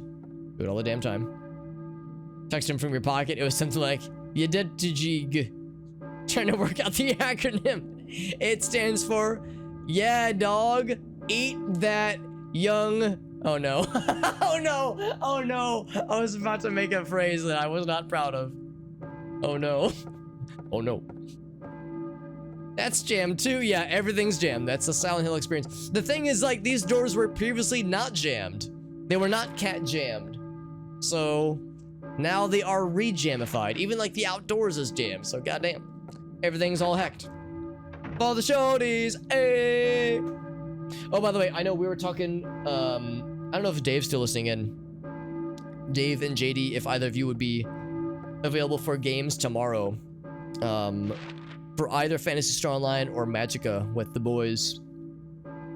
Because because I'm thinking I should be available for most of the day tomorrow, with likely few exceptions. Actually, you guys might have already beat me to the punch. You might have already responded on Discord. I just haven't seen it. So I see that I do have oh, Dave did respond. Oh, how about that? He did say it. Enterprising wait, hold on. Yes, don't enterprising I shouldn't laugh too loud. I don't want to wake up my neighbors. But yeah, that's fucking incredible, Elgas. That's good. Yeet Gogurt. Yeet your Gogurt. Yeah, yeet Gogurt. There we go. Yeah. You ever just yeet Gogurt across the room? All the time. It's unlocked, which means it would have been locked from the outside at one point. So we were like, oh, listen to that. Now it's stopped. How curious. Yeah, the fan. Okay, yeah. No worries, JD. No worries at all, bud. As you know, we're happy to include you, but I don't want you to feel like I'm trying to be the ringmaster, trying to force my friends into forced video game subjugation. And now that it's stopped the ringy ding dinging, now it's eerily quiet once again. I don't know. I want to explore more, especially now that like things are different. It's like a different version of the school, like a third version. Actually, for that matter, yeah. There's no bloody things anymore. It's just a list of teachers. Okay, Gordon. Ooh, good thinking. Good thinking, Mr. Harry. He's the hairy man with the hairy plan. All right, I actually can't look at that map from here. Never enterprising. But what about enterprising as a adolescent with your Go-Gurts that you were yeeting or something? But yeah, last time we were here. So yeah, this is like yet a third version of the school where it's less bloody and less ominous and like very normal looking. And literally every door is closed and locked even. So this is like a more normal school experience. And now I'm the weirdo with a gun in my hand. Walking around a school with a gun in my hand like a fucking creeper. Yeah, this is what we saved a little bit earlier. So this is as normal as the school is ever going to be, I think, in this game. Kindergarten Cop. Yes, I'm the Kindergarten Cop. Starring Harry... Blah, blah, blah. I can't remember his last name. Harry Silent Hill. And she's the protagonist of the story.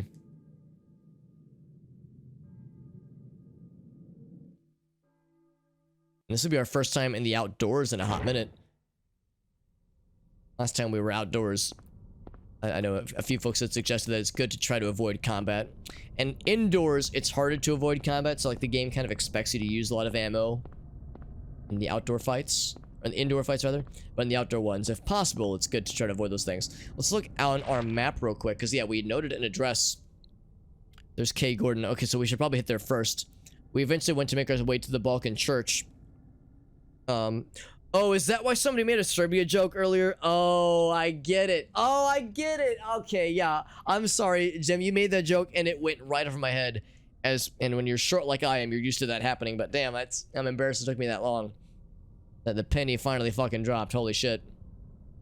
Yeah, we got there. Mason, that's right. Thank you, Off-Road Devil. I can always rely on Off-Road Devil to know the lore. Off-Road Devil is the lore master.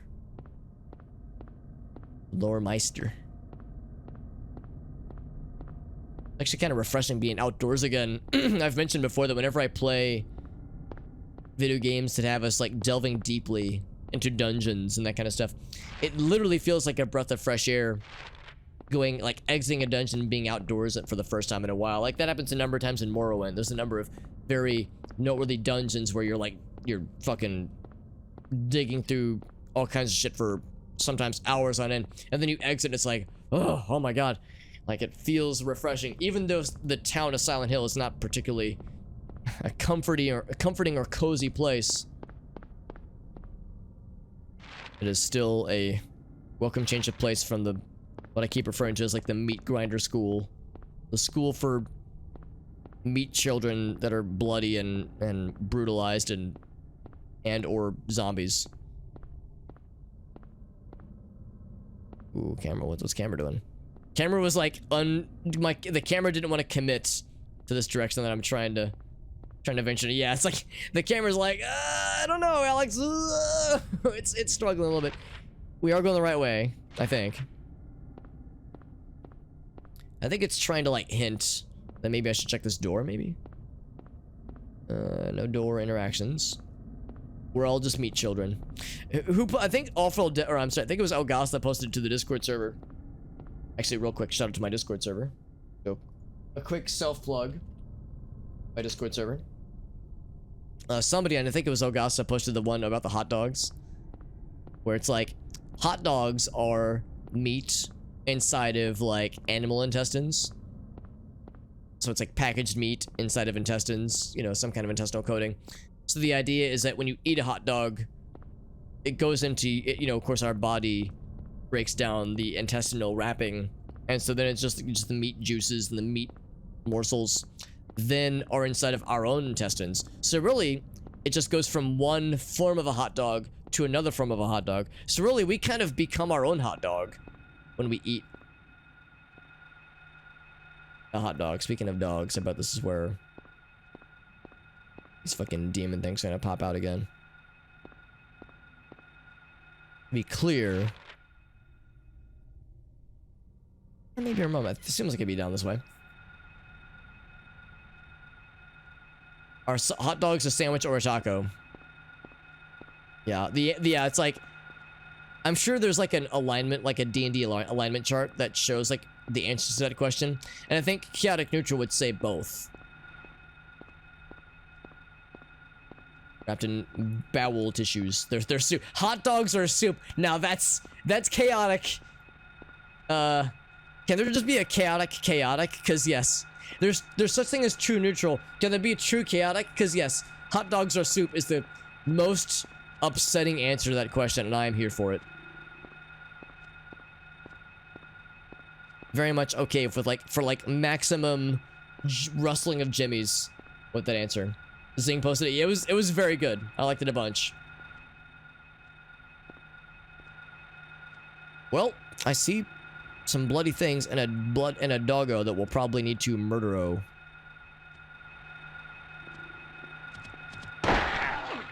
Ouch. The like camera that focuses on monster things is pretty nifty. And it looks like I can't kick him, so it looks like he is indeed dead-zoed. Soup is chaotic wrong. Wait. Soup is chaotic wrong, or hot dogs are soup is chaotic wrong? Everything is soup? Including clothing stores, that is.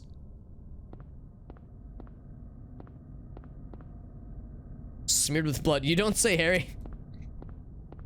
Let me guess. Hey, Gordon. Okay, Gordon, we're going to begin the experiment now. I've located the sample inside of a meat demon dog. Don't bother Gordon with the details. He's a trained professional. And as Gordon's getting his face fucking mauled by the demon dog. Third impact. Yeah, I don't know what third impact is actually. So I'm a innocent little baby who has no idea what third impact is. Hot dogs are soup is chaotic wrong, but it's really fun. I think it's funny though. Yes, it's wrong, but I think that's like part. Excuse me, door. It's part of the joy. It's a squeaky door. Oh, is this the house where we? Oh, there was the one door in the house that was. Yeah, there was the door that was locked. So this is that house. We've been to this place before, but it was when it was all dark and spooky. So maybe now it'll be different. This time will be different. Yeah, is third impact? Yeah, yeah. It's like, is it a movie or a TV show? I'm curious, and if it's worth, if it gets a recommendation, if it gets the Arctic and or Elgaso recommendation.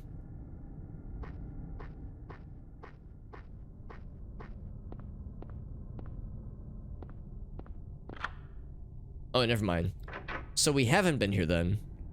Because it was the one with like the 3 locks on the door. Yeah, it was a similar configuration. Maybe we're like in a third version, or like an alternate version of the overworld now, where maybe the roads are intact. I mean, there's still demon monsters abound, so we're not in normal mode, but maybe it's less abnormal. Except, I would have definitely taken the bullets with us, so... and have left those kinds of key supplies. Oh, Evangelion! Oh, okay. Because yes, I do need to... and I have now, I think, the ability to watch, well, definitely like a good chunk of Evangelion. I have the means to do so.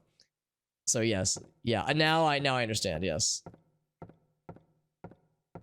the theory that we've entered some kind of like alternate version of Silent Hill, the place, kind of like how we were in an alternate version of the school.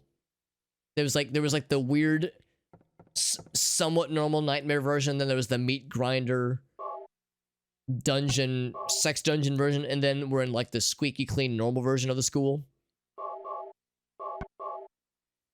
So it's like there were 3 versions of the school, and now we're kind of in a second version of Silent Hill, kind of, sort of. The overworld, if you want to call it that way. Hub area. Nothing special. See some broken plates on the ground there. When it comes to these kinds of environmental storytelling, like we've been saying, I wonder a lot about, like, what should I try to interact with? What really is just environmental storytelling? Because it's obviously not normal, because we saw, like, the one fucking demon dog out there, so it's not normal town. There's still the blood smeared garage outside. There's broken plates inside. Like, there's definitely things wrong. Power's out, but it's less upsetting. It's less wrong. Squeaky clean sex. Yeah, then we need a squeaky clean meat grinder sex dungeon. So a 4th version of the school then. Corey, I promise not to reveal too much about yourself, but I remember you told me one time that you went to a Catholic high school, without naming any names of schools and whatnot. Can you confirm that squeaky clean sex dungeon is the Catholic high school experience? Because I went to public school, so my sex dungeon high school experience was more dingy and more like crusty than the one that we just emerged from earlier. We go back to the sex dungeon. Yeah, honestly, that was like more what I expected out of a game like Silent Hill. Yeah, this is the door. Oh, right, it's Jan, which means we can never open it. Yeah, that's the door that we saw earlier. Monsters in darkness. Yeah, exactly. Like there was like the bloody, like smears along the, along the itinerary, not the itinerary, like the list of, teachers. There were that I could see, at least no notes that we could read about, like, stuff about the clock tower. And obviously, like, a number of things were locked. So it seemed like a new version, but like a tidied up, like, cleaner version, maybe. Sex dungeon with a mirror fetish. Or, oh, sorry, a mirror finish. Oh, okay. Your Catholic high school, that is. Funhouse sex dungeon. Do you mean like bouncy castle sex dungeon? That's a good... Hold on, I gotta write that down. Hold up. What'd I say? Bouncy castle sex dungeon. I need to write that down. I don't know what I'm writing it down for. What am I writing this down for? Maybe a Gartic. Maybe that'd be a good Gartic phone prompt. I'm just writing it down. I don't know. Without context. Yeah, I'll write it under... I've got a list of stuff. I'm just gonna write this under the Gartic phone stuff. Bouncy castle sex dungeon. Save. Okay, good. That's a worthwhile use of my time. Send it to Grace. I mean, I've definitely sent her weirder shit. Bro, I was thinking the same thing too, Corey. It's like, they'd be a good band name. Christmas party ideas. I should just, like, send that to as many people with little context about, like, send it to, like, my grandmother. Like, send it to people that would be less expecting of nonsense at 10:30 p.m. If I send that to Grace at 10:30 p.m., she'll be like, you know, it's par for the course. If I send it to my grandma at 10:30 p.m., she'll be like, Well, for one thing, she's probably asleep right now, so it wouldn't wake her, but she'd be like, what the fuck, dude? Like, what the fuck, mate? What's this PayPal charge for a bouncy house rental company, and then when it comes to like sex dungeon paraphernalia. So I mentioned that Grace and I were driving all around Southern Illinois earlier, visiting family and whatnot. And here in the Midwest, at least, if you're driving on long stretches of interstate for hours on end, you're going to see a lot of different kinds of billboards. You're going to see a lot of like super religious billboards. You're going to see a lot of like health insurance stuff, a lot of like restaurants, and a lot of sex store advertisements that are not very well disguised. It'll be like Lion's Den or Adult Superstore, Exit 18 or Exit 69. Like, it'll be, for those who know, they know, but it's not like super explicit what's going on there. So yeah, it's like, Alex, what's this about the bouncy castle as well as the sex shop we drove by earlier yesterday? It's like, no reason, just conducting important research. Just some Christmas party ideas. Yeah, that's right. I could be really fucked up and say, oh yeah, family reunion ideas. Make it really weird. Religious sex stores, that's correct. Yeah, there's a, I don't know, I don't want to like call people out, obviously, but Corey, I know, is, if you remember from when you lived in like the St. Louis area, you know how we had the Larry Flint's Hustler Club off of, I think, 70, and literally, like, when you're driving, when you see it off of the interstate, and you can't not see it because it is very bright, and there's like billboard, like animated billboards. You could probably see that shit from space. And adjacent to that building is a Trust Jesus, repent billboard, literally within like you can't see the billboard and not see the afterglow of the like jiggling tits of the animated billboards from the Hustler Club sign, probably like 50 feet away. Like, it is so fucking Midwest. I love it. It's great. Also, we can see that, yes, we are still in the nether realms out this way. So this part is still the same of this version of Silent Hill, if that's indeed what's going on. Some kind of versioning thing. Sex store billboards. It's, yeah, Dave knows what's up. That's right, yeah.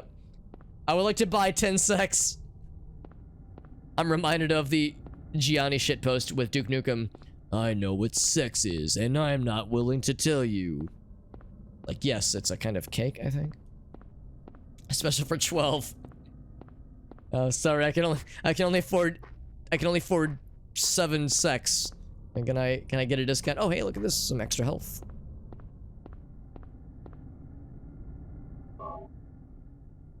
Repent, trust tits. I mean,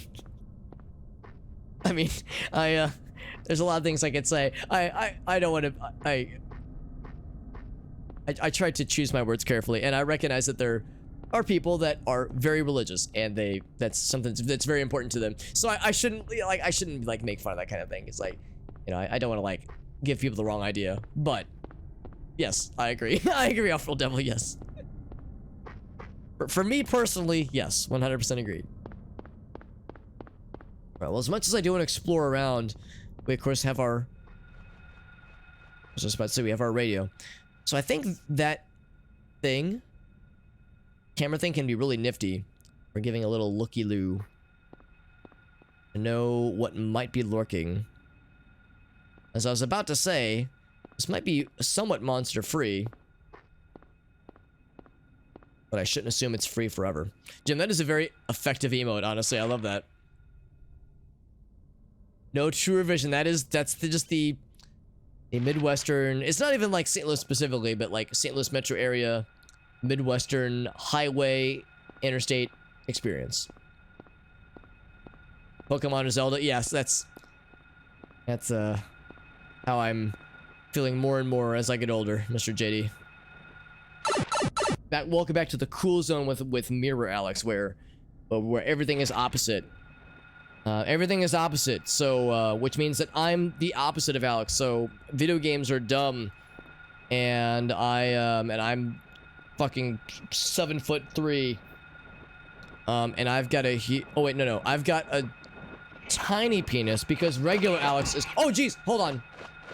I'm trying to hit you with the giant brain.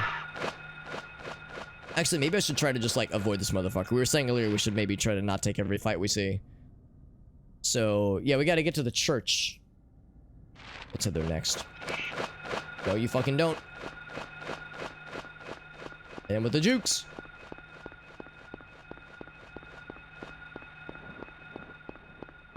Did I juke him? Juke him and snook him. Hey, look at this. More health. Yes, I'm Bizarro Alex. That's correct. Yeah, that was real Alex. Yeah, that guy can fuck off, but him and his impressive genitals can fuck off. Sexing up your town. Has little like dances, little claw hands. I feel the need. I feel the urge to like explore around in this maybe new version of the town. I don't know for sure. Like there might be new things to explore and like new supplies to acquire, but we also have like staticky things, which is a little bit worrisome. And of course we have the jingle jangles also popping off. She fucking found me, you piece of shit.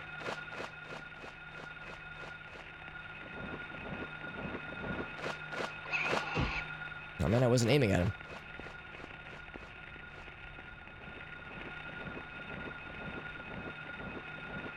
I think he's stuck on something. Oh, there he is.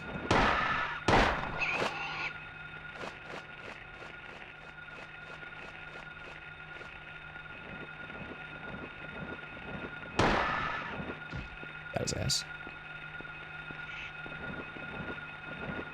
Are you? Oh, maybe it's a different one. Oh shit! I think I'm getting low on health. That's either a different one or the same one, and I just killed it like one unrelated. Here's one of these.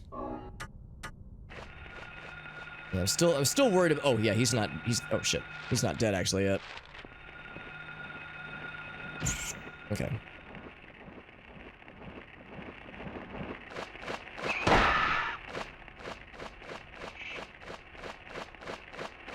Yeah, I worry about again about taking too many fights.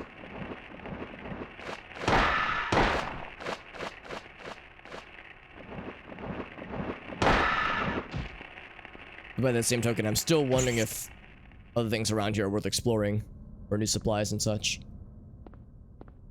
Such as that delicious and nutritious health beverage that Jim is dangling before my eyes, making it look very enticing and delicious.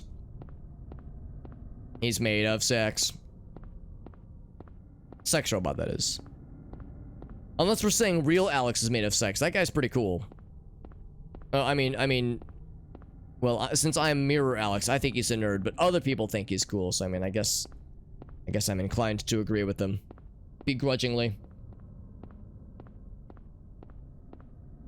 A different one or the same one, yes. How's that for, like, just a easy mode tautology that can never not be true? Yeah, I was thinking, like, was that the same one that was chasing me earlier? And I just randomly wandered into a second one that I decided to fight almost back to back. But I didn't have a good way of saying that with my limited brain juice, so I just said it in a really dumb way. We got more of this. Like, this seems somewhat new, like all this barbed wire. Can't remember if I ever went down this, like, route before. It's possible that I did and I just couldn't remember, but, like, I feel like I would have hopefully remembered this, like, barbed wire area. I remember when I was a kid, we would see these kinds of signs with that icon of the masked, or not masked, but like the hooded figure with the like spooky hat and like the sunglasses on with like the little cross through it, the like neighborhood watch signs. I always thought that was, I would see them as a kid. I would think to myself that they were like kind of spooky in a way. Which I guess was kind of the point. I think that's just a regular meat dog. Oh, never. Oh, it's one of the flying lads again. Well, it's flying lads forever now. Oh, you thought? Bitch, you thought? I don't think he hit us that time. I think it looked like he was getting close, but we prevented it successfully.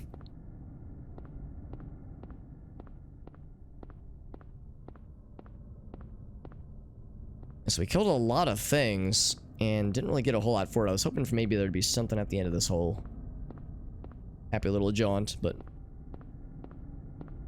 the satisfaction of a job well done and the friends we made along the way. As always. The demons we murdered along the way. Unless that is, of course, the enemies that we're fighting are like some kind of representation of like our children or something like that, or some kind of like meat dimension representation of our friends or our families, or, you know, one of those things where it's like we think we're killing bad guys, but we're actually murdering innocent people and or our friends and families. You know, nothing weird or absurd or anything like that.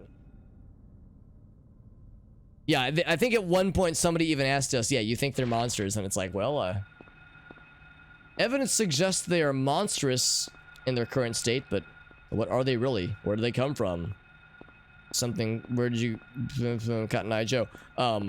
Yeah, and I don't know. I don't have answers, but I have a sneaking suspicion we'll probably find out more eventually. Getting fucking suplexed by Harry Big Dick over here, who is just too strong for them. Too strong.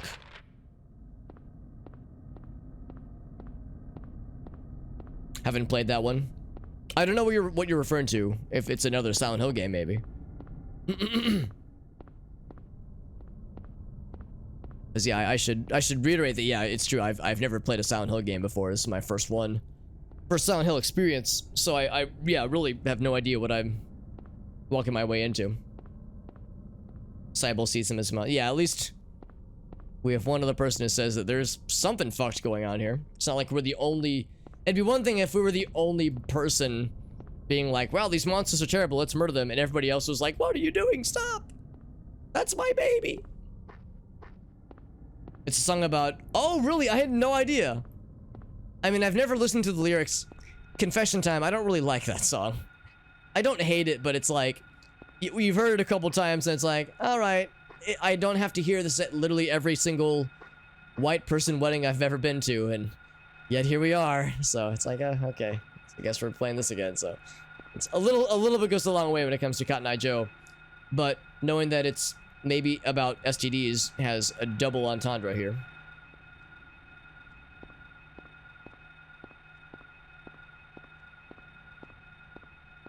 Yeah, I can kind of see it. I would have never like put it together on my own to say like what it's definitively about, but I could see the idea. I could see like that explanation.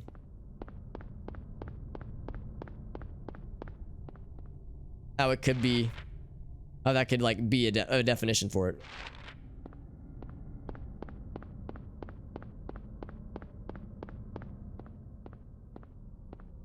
So it'll be right on the corner here, right?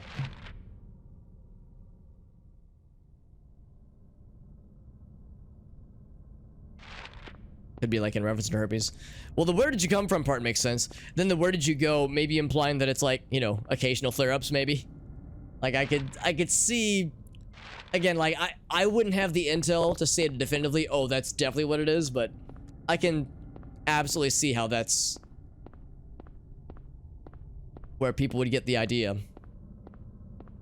Cause yeah, because when you have the occasional flare-ups, yes. Makes perfect sense. You have to trust me when I say that I have pretty limited experience with the extra spicy herpes. But I mean, I've had, you know, cold sores before. It's been a long time since I've had a cold sore that I recognized, at least, though. I think I had a cold sore, like, a handful of times when I was, like, in, I don't know, middle school or maybe high school. I don't know. Like, they had happened before, but I can't remember the last time I've had one, so they're quite rare for me, at least, but other people not so much, obviously. It's different for lots of peeps. I think it's about eloping. Yeah, like, I wonder if the writer or writers have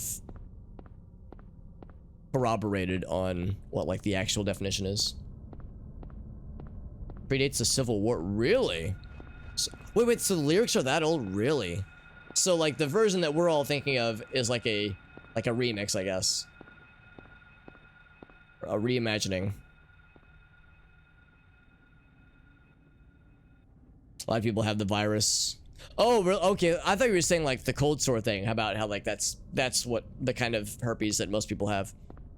You're saying it's like really the same virus. It just doesn't have the breakouts. Interesting. Okay. Is the idea is that like they might have gotten it, yeah, without even knowing it and without accepting symptoms necessarily. I had no idea it was that old. That's fascinating to me. Vulcan Church, there it is. Warbird with the resub. Thank you, my friend. Using that Prime Gaming sub. That's very sweet of you. Thank you, my friend. Choosing to waste his Prime Gaming sub on my short little bearded ass. No, all jokes aside, thank you, Warbird. It's very sweet of you, my friend. Before we try the front door, I'm gonna poke around a little bit more. Thank you, my dude. And the hydrates. Without missing a beat, Warbird says, Alex, you look thirsty. Get that mouth nice and moist, the way I like it. Thank you. Thank you for keeping my pretty mouth nice and filled with liquid. You know, I'm making it weird. Thank you, my friend. Skitty C Warbird. We finished up the school portion of this game, and now we're about to investigate the church. Let's see what awaits us. Maybe a cutscene, actually, because we had a cutscene earlier. Yes. Hi, Jesus. New NPC encounter confirmed. Recognize her from the intro cutscene.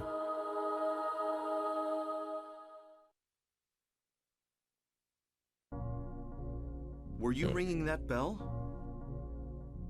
I've been expecting you. It was foretold by gyromancy. Excuse me? What are you talking about? I'm not familiar with that character build in Dark Souls. I knew you'd come. You want the girl, right? The girl? You're talking about Cheryl. I see everything. You know something? Tell me. Stay back. Oh.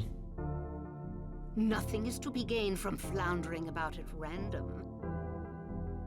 You must follow the path. The path of the hermit concealed by Flauros. What? What are you talking about? Here, the Flauros, a cage of peace. It can break through the walls of darkness and counteract the wrath of the underworld. These will help you. Make haste to the hospital before it's too late. Wait, don't go yet. Harry's like, this woman just speaking in riddles. Homegirl, I'm just trying to find my kid. Like, what the heck, man? She's speaking in all these opaque terms and gives me a Dark Souls gem that will transport me to the Nether Realms or something. Having issues with lesions, rather. Yeah, exactly. Yeah, it's like, yeah, even for those that have outbreaks and whatnot, yeah, that mirrors what I have heard as well, where it's not like a deal breaker usually for a lot of folks. So the version that doesn't present, yeah, so that's the thing. That's what I was thinking, Jim. There's like two different versions. Mr. Whale, what's up, buddy? How was my turkey day? It was very chill, actually, and this might upset some people. So if you have Thanksgiving specific proclivities that you feel are best to always be met, you might want to cover your ears, because I might be about to utter the forbidden phrase. I did not have turkey today. We had lots of other Thanksgiving types of things, green beans and sweet potatoes and mashed potatoes and dumplings rather, and stuffing, but did not do turkey. Had fried chicken, which I was super happy about. It was great. I like chicken, rather I like turkey. It's good as like a cold cut, you know, it's like for sandwiches, that kind of thing. But like, does it have to be turkey for Thanksgiving? No, I've always just been like, it's fine. Ham is fine too.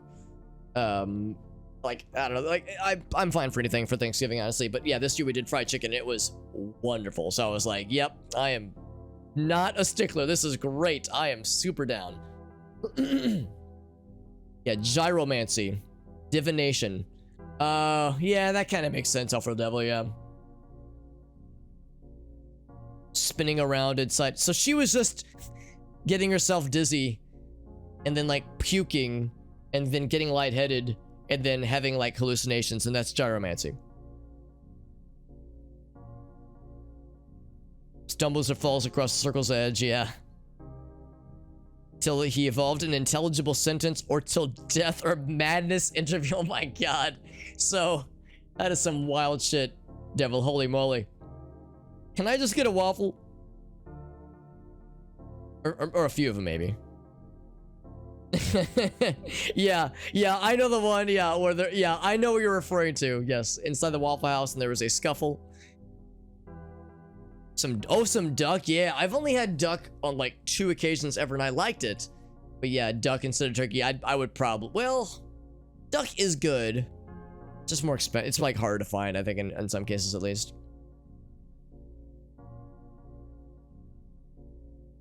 And have some chicken as well, yeah. Yeah, no, I loved it. It was really nice. Turkey can knock you out. Yeah, I mean, I think a lot of poultry has like the compound, the chemical that a lot of us know about. What I think with regards to tryptophan. So I think it's in a lot of kinds of poultry. But yeah, apparently it's extra present in turkey. Apparently, a bean bird. Never heard of it. Oh, I see what you're saying. Yeah. So just like a collection of different veggies. That actually sounds really nice. I would probably prefer that to most major Thanksgiving meal kinds of shindigs. That sounds really nice, Ogaso. Arctic said you roast it like a turkey. Yeah. Doesn't get to. Yeah, it's less likely to get dry usually. I mean, there are. I've experienced turkeys that didn't get dry or weren't as dry at least.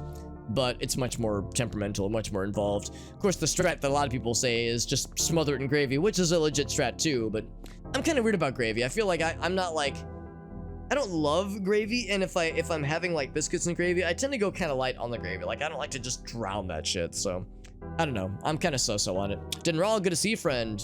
I was at a fancy dinner, yeah, I was, it wasn't like fancy, but pretending like I'm a respectable, presentable adult, so I decided to dress like an adult for once, which is nice. So for family gatherings and whatnot, it wasn't anything formal, obviously. In fact, I was probably the most fanciest dressed. Probably me and Grace were about like the pinnacle of the fancy outfits, but it was still very cozy. It was a good time. It's good to see you, Dinrell. Hope you're doing well. Spinning until you land on a letter. Yeah. I was thinking like spinning until you puke, and then you like lightheaded and you hallucinate. But your theory makes sense too, Awful Devil.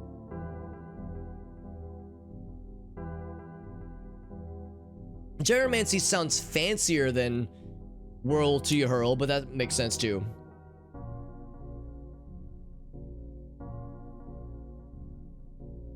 Just eat chicken instead. Yeah, that's how I feel, Gasso. It's just less work involved. Depends on the gravy. Yeah, it's a fair point too, but it seems like most store-bought gravy is more or less about the samesies. My formal flannel, that's right, yeah. Now this is like, I mean, this is the kind of thing I would wear to the office back when I would like work in the office physically, especially in the winter times, because it's pretty warm. It's not like flannel, but it's like similar, like not as like heavy or thick necessarily, but similar presentation. So it's nice. It's like a nice shirt, but it's not like super dressy. A brined turkey. I've never had brined turkey. What was it brined in, I wonder? Maybe that's a dumb question. I guess like some kind of vinegar solution. But it sounds like a lot of effort. Deep fried turkeys, yeah. Yeah, I've had fried turkey. I don't think I've had like legit like deep fried turkey though. Fried turkey is good, but like to your point, the Arctic, yeah.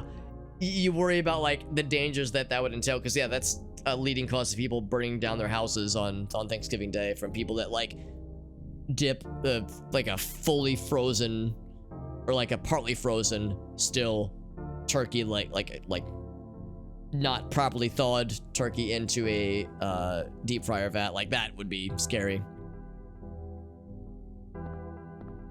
Like I've seen the YouTube videos of how quickly flames can erupt from a still not fully thawed turkey dropped into a deep fry vat, and it is a terrifying eruption to witness.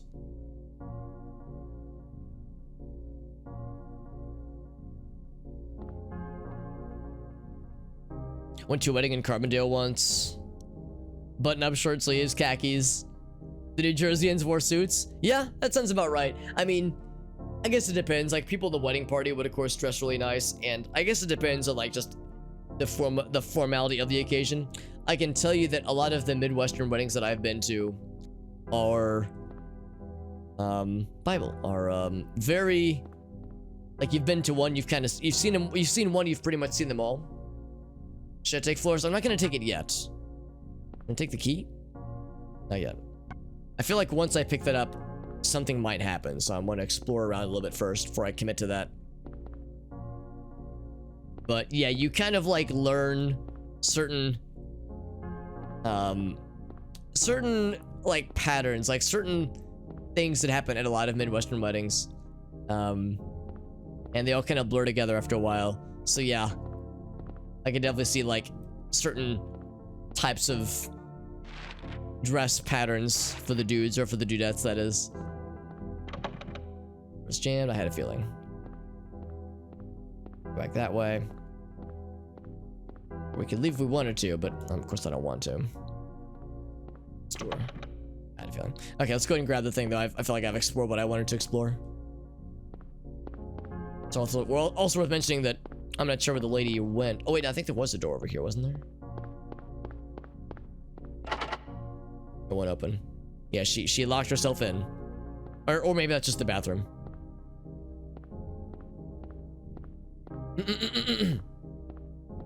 See what this is all about then. Oh, way behind the chat, by the way. Let's get caught up.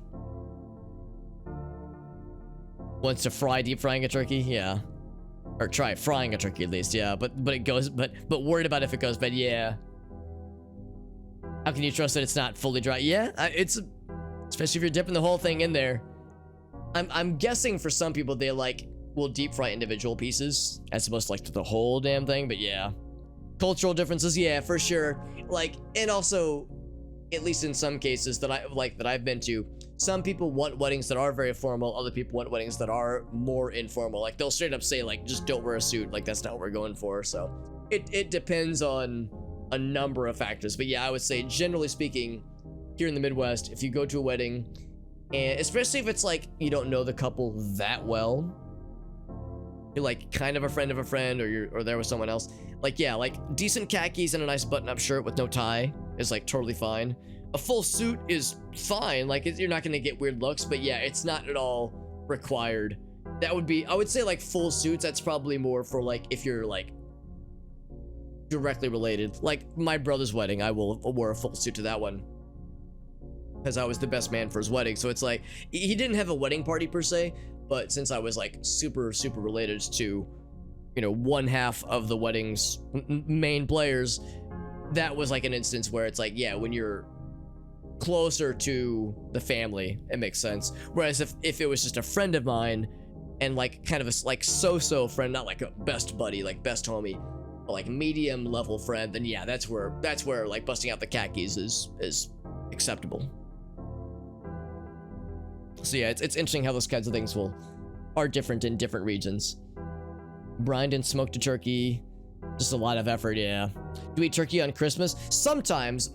I don't know if a lot of, maybe like different regions handle it differently, but here in the Midwest at least, or at least with, I guess like all I can speak to is my family. We don't really have like Christmas traditions food-wise. Sometimes like we've done lasagna in the past, we've done ham, we've done turkey, we've done chicken and dumplings. Like it really just different kinds of cuisine, or a lot of times it's more southern fare, but I mean lasagna obviously isn't southern necessarily. So really Christmas is more just like hang out and have like a nice meal, and more importantly have like a bunch of desserts like pie and like cookies, that kind of stuff. More an excuse to have a bunch of sweet things after dinner. A religious experience, not so common. Yeah. Medium of dance. Okay, this is the gyromancy stuff then. Okay. Called the Sema. Sophie Mevelvy. Interesting.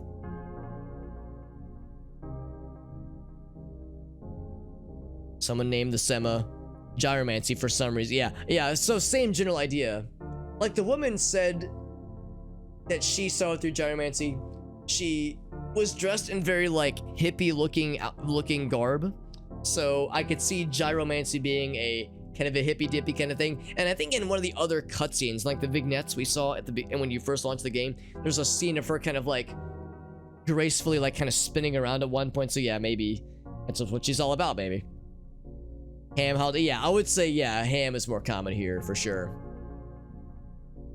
So turkeys for Christmas, since you know, right? Yeah, that's a good point too. Because in other countries, of course, yeah, there would be no need for Thanksgiving necessarily.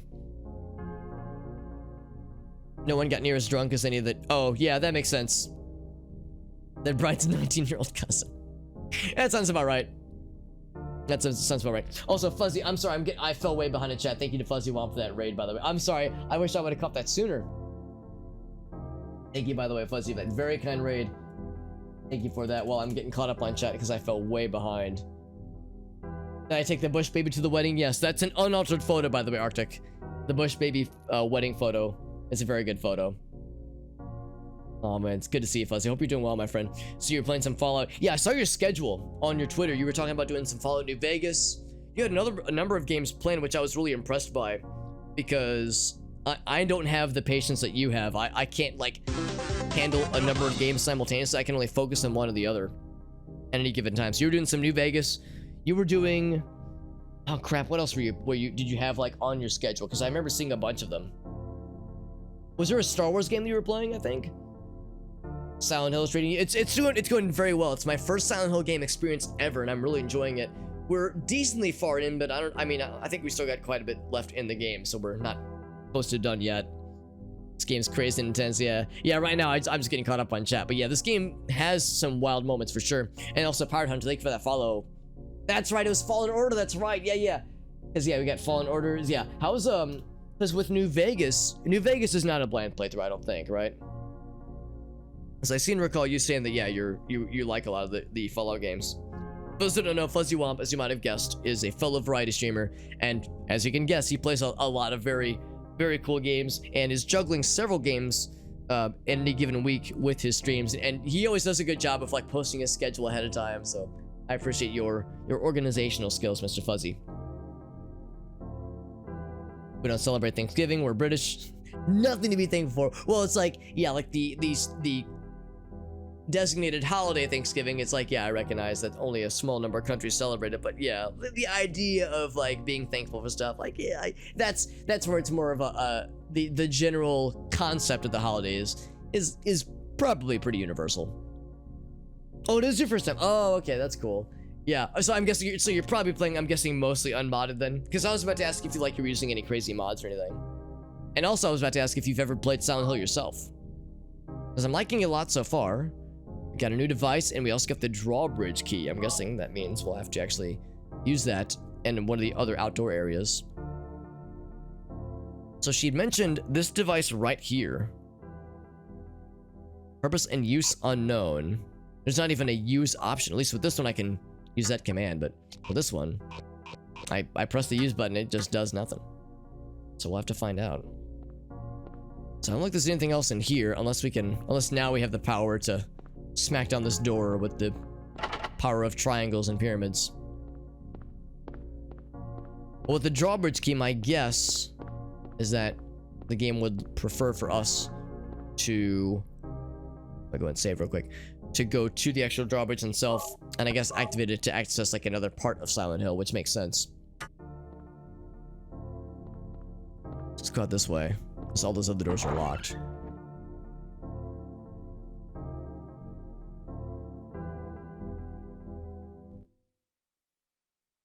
And then there's like an awkward kind of loading zone. Because I was gonna say, I don't think it was loading a cutscene. With pyramid power? I sure hope so, yes. With pyramid, like, Oogie, I can't remember what they called it in that one episode of Mythbusters, but like, yes, the healing power of pyramids to keep apples from rotting and keep our razor sharp. Tale of Two Wastelands mods, okay. Oh, but Steam was giving you problems. That's no good. Capital Wastelands, okay. Wait, so does that like, so does this mod allow you to like combine parts of Fallout 3 and Fallout New Vegas? Because that actually sounds really useful, honestly. The Oogie Boogie myths, that's right. No more Oogie Boogie myths, that's right. So I think, yeah, we're going to the drawbridge up the top. I guess I could check the gas station here. Oh yeah, it even says bridge control room. That's probably where we're going. Let's check that next then. I forgot all about that episode of Full Devil. That's some old school stuff. Old school Mythbusters. There's a really cool video I watched. Of course, it's, you know, it's a very somber occasion, but it was a cool video I watched a couple weeks ago, maybe a month or so ago, where Adam Savage and one of the show, not one of the stars of the show, but like one of the people that Adam clearly had worked with previously, were going through Grant Imahara's workshop, as it was the first time either of them had been in his workshop since he had passed, and kind of going through some, not going through his stuff, but just kind of like looking around at like the surface level at some of the tools he had and some of the like cool things that he was working on, you know, before his untimely passing, of course. And just kind of reminiscing on some of the fonder memories of Grant and his, you know, back in the living years. So it was, of course, like I said, it was a somber occasion, but it was nice, like kind of a fun way to remember him in the on the more positive side of things, and admiring his organizational skills. I like this this Shining reference I'm supposing here. Red rum, very good. Can I interact with this? No, I cannot. Hashtag pyramid power. Go through both games. Bring your. That sounds super nice. Took away your levels. Oh, okay. So, and I'm guessing that was intentional, Fuzzy, where you were trying to not let you be overpowered with starting New Vegas, because that's, I would worry about the same shit, like not wanting to be OP. Hey, yeah, Grant, it's really tragic. I think it was an aneurysm, like really fucking sudden, I think. Or, well, maybe it's an, it was something where it was very sudden, and it was, I think, quick and painless for him. But yeah, like health thing just happened. He just fucking dropped dead. Just really awful stuff. This was a couple years ago, I think. And like 1 or 2 years ago, like fairly recent. And yeah, just really upsetting. Really, like, and he was not old. He was probably one of the youngest in that like group of the additional team that they hired, part of Carrie and oh gosh, what was the gentleman's name? Grant and Carrie and I can't remember his name. I'm awful at remembering the names. Undiagnosed, yeah, 49 years old. So yeah, I mean, not young, but not old at all. So, you know, otherwise appeared to be quite healthy. Yeah, 2020. Okay, so it was probably about a year, maybe a little bit more than a year. So not quite a few years. Yeah, it's just awful stuff, man. And getting to here. Yeah, I don't want to be, yeah, so you didn't want to be OP and just like steamrolling shit, yeah, which I respect, because I do the same. I wonder about the same shit, Fuzzy. I wonder about not overdoing it in for games like that, especially like you were saying, it's your first time playing New Vegas. You want it to be like a fairly legit experience, so I respect that. It's a shame that the Steam version was giving you trouble, which is no fun. I know there's the good old games versions, which is nice, but if you already own the Steam version, then kind of lame to have to repurchase it on another platform. But it sounds like you've got a pretty nice setup, which is good. There's a gas station near here as well. It's on the other side. I think we've been to that gas station before. I think we've saved it previously. We found some gear, some equipment there.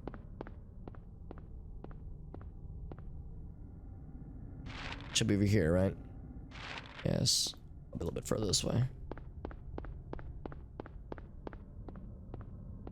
Now, I don't remember these stairs. Is this the right way? Gift card for Steam.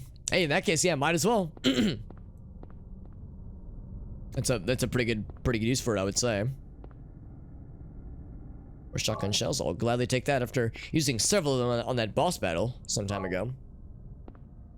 And more cave-ins that we cannot inspect any further.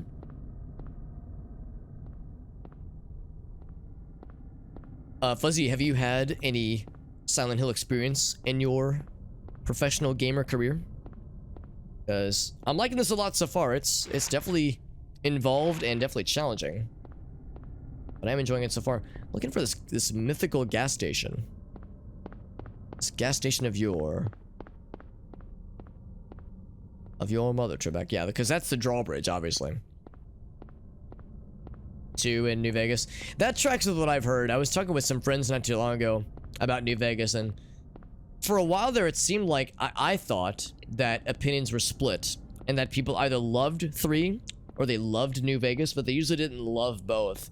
But now, maybe it's like these like opinions shift with time. It seems like just about everyone agrees New Vegas is fucking great, and 3 is still good, but like now it seems like fucking everyone loves New Vegas, which, yeah, the reasonings are sound.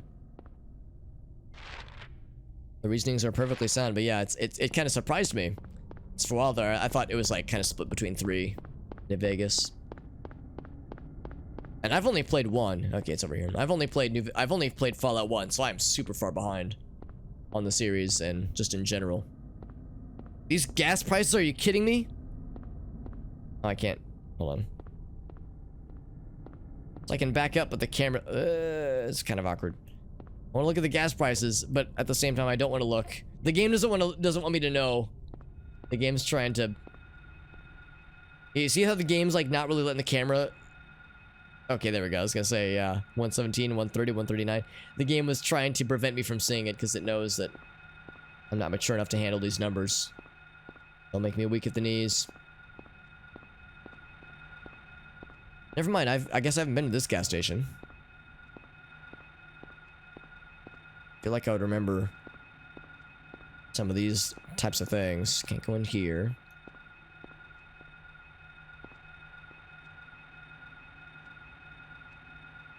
Been playing on Steam. I don't know if there are any Silent Hill games on Steam, because I'm just playing this on this is the PSOne Classic version on PS3.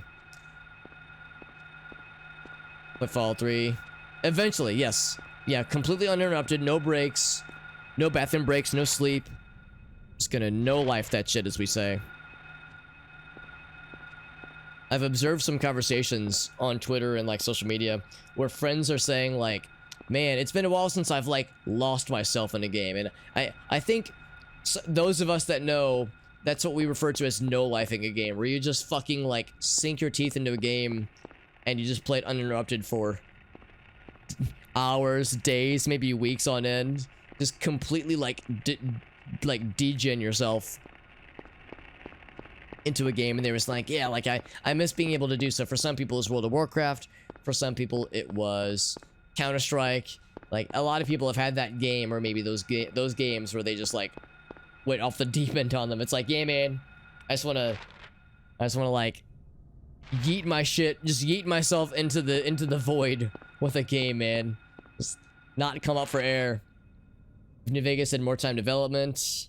Same place as Skyrim, you think? Yeah, I mean, I have a couple of friends I can think of where, yeah, New Vegas is kind of their Skyrim, more or less, so I believe it. What's up, Cool? Good to see you, friend.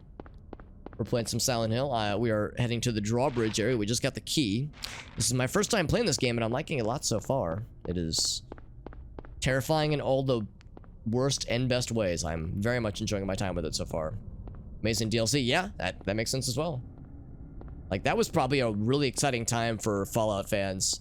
Because it seems like, you know, Fallout 4, Fallout 76, it seems like the more recent installments have been, I guess the word middling comes to mind, you know, not awful. Well, I mean, maybe kind of awful. But Fallout 4 apparently was, like, not atrocious. It just was kind of disappointing because 3 and New Vegas set the bar so high. I bet, like, when New Vegas came out and it was so well received and everyone loved it, and of course there were bugs and glitches, but it seemed like it was a positive reception. I bet that was like an exciting time to be a Fallout fan. Especially considering how old Fallout 1, 2, and Tactics were. I mean, shit, man. Fallout fans didn't have much to go by for a long time. Then the mid to late 2000s hit, and holy fuck, it's raining great video games now all of a sudden. So I bet that was like very, very nice to see for a lot of the old time fans. That's what Divers for. That's right, Fuzzy. We came prepared. Fuzzy's got the gamer strats. Half-Life 1, 2. Oh, wow. Is one big game. Wait, like in one sitting, you mean? Awful Devil? Because that's incredible. Sounds very, like, involved, like, intimidating, but I can respect it. I'm surprised it wasn't already on, actually. So now we have these weird noises, and the last time we heard these weird noises were in the while we were in the school. So I wonder if we're going to activate a thing and it's going to send us back into the meat grinder universe. The meat grinderverse. Rock drill. No gasoline. Oh. Anything else? Nope. Just need some gas. Alright. Okay, I've been back to back there. Yeah, I was gonna say one sig would be a lot. I did something similar with Half-Life. Well, it wasn't my first time playing Half-Life 2. I think what I did is I replayed it. So I played Half-Life 2 when it first came out, and then I didn't play episodes 1 and 2 until like 2011, maybe 2012. Like it's just because I didn't have a computer that could run them very well, and I wanted to play them like legit. So I waited until after I upgraded my computer. So I played Half-Life 2 when it first came out. Then years later, replayed Half-Life 2 on Steam, like with like achievements, all that jazz. And then, like, kind of like what you did, Awful Devil, very shortly after, played through episode 1 and it plays through episode 2. That way, the Half-Life 2 story experience was still relatively fresh in my head. And then I think I went back and played through Opposing Force and Blue Shift. So went back and played through the gold, like a bunch of the gold source mods. I guess not mods, but like side games. So similar to what you did, Awful Devil, but just kind of out of order. But yeah, it's kind of cool how that kind of experience of like playing through a bunch of Half-Life games, like Valve Half-Life games. Although I guess Opposing Force was Gearbox, I think, but still, just the idea of like kind of marathoning, maybe not marathoning, but like back-to-back powering through a bunch of them. Bethesda didn't have much to do. You're right, yeah, that would have been what, ZeniMax Studios or what have you. New ones are less faithful. Yeah, I mean that's the thing.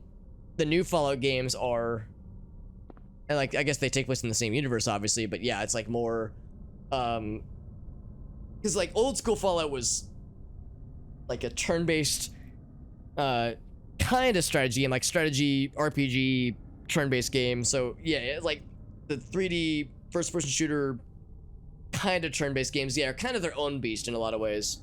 So it's like you have old generation Fallout then like new generation Fallout or something.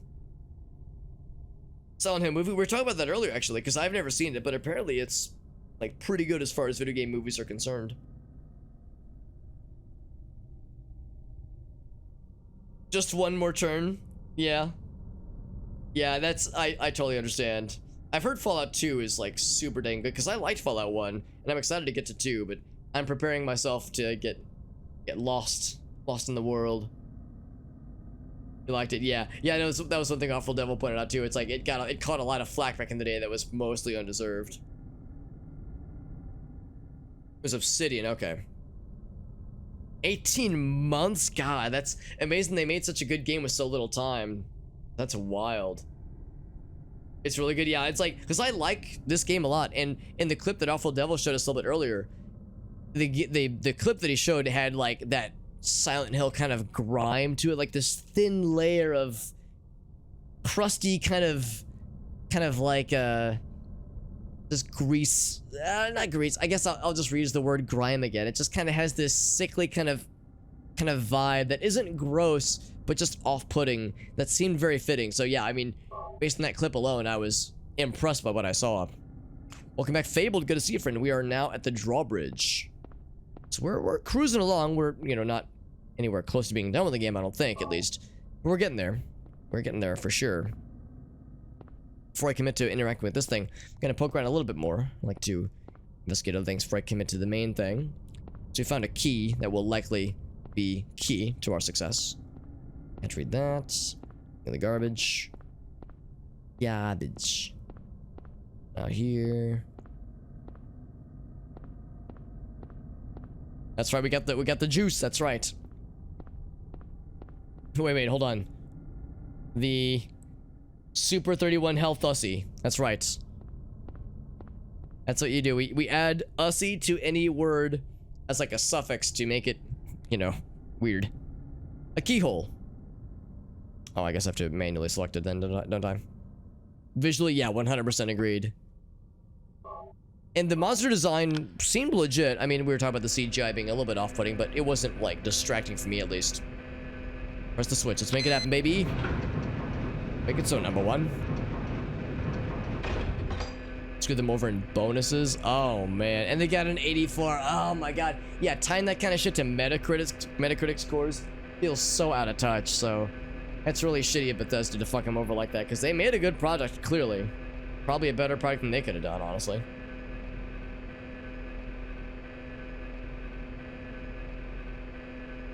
Use a key to find another key that will lead you to a thing that will open a key. Yeah, I've heard that is a criticism of the Silent Hill series, and of course this is my first time playing any Silent Hill game, so I can't weigh in on how accurate that is, if it's as egregious as I've heard. But yeah, I have heard that critique where the game likes to hide keys in places behind other keys, or keys to open more keys. So, but it doesn't bug me necessarily, or at least it's yet to be a problem for me, at least. All right, well, let's keep going. The bridge is open for business. Resident Evil in style of puzzles. Oh yeah, we've had some humdinger puzzles. Nothing too brain melty, but some challenging ones though, for sure. We had to use some percentage of our brains. Resident Evil was an issue with Resident Evil.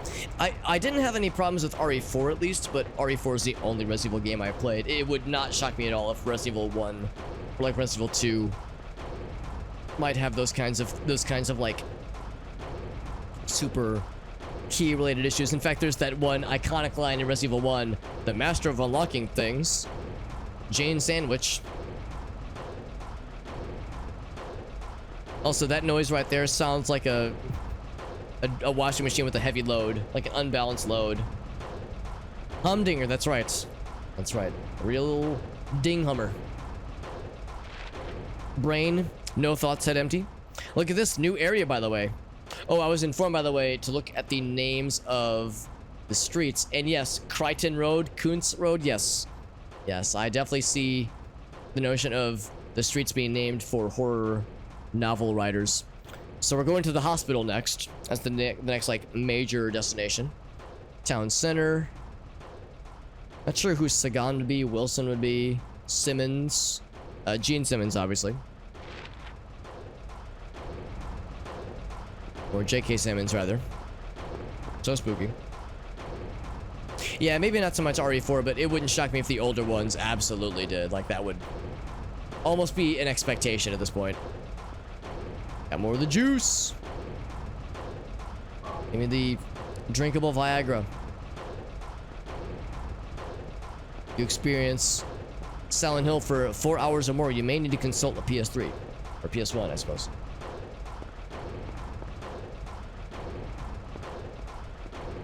Anything else around here? Probably not.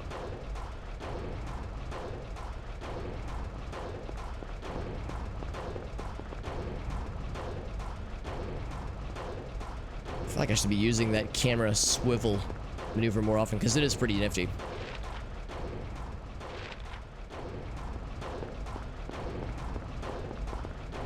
So that noise we're hearing really is just the noise of like the motor spinning, or keeping this drawbridge available to be raised and lowered. I wonder if it's gonna raise behind us, meaning that like it prevents us from crossing.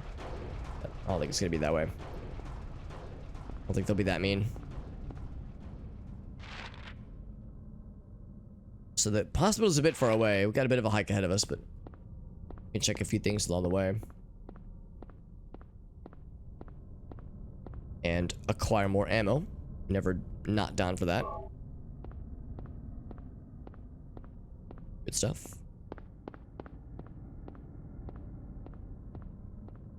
Seems like those little stairwells leading down to what would be the lower areas, they're all like broken off obviously, but those are great ways to stock up on supplies, on much needed supplies. Have a great night, Fuzzy. Thank you again for that raid. My apologies once again for being a little slow to catch on to it, but I appreciate it, buddy. And like I said, for anybody who enjoys the kinds of variety streams that I do on my channel, Fuzzy's a good dude. He plays a lot of cool games.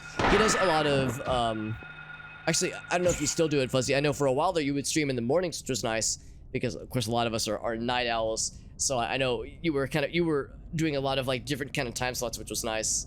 So it made it easier for me to hit you with a lurk when I was like chilling and like if I was like doing work stuff and I needed some background noise.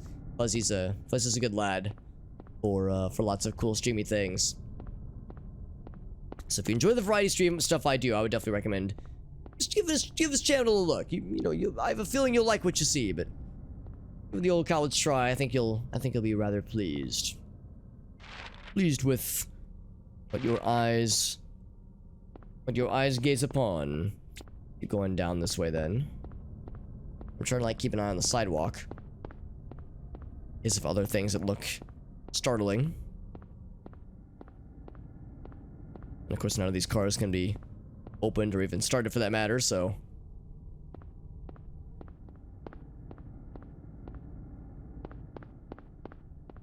all the areas leading out are all, the roads have fallen away and the drawbridges are busted until we find a key and a church somewhere, and the telephones are not even clickable.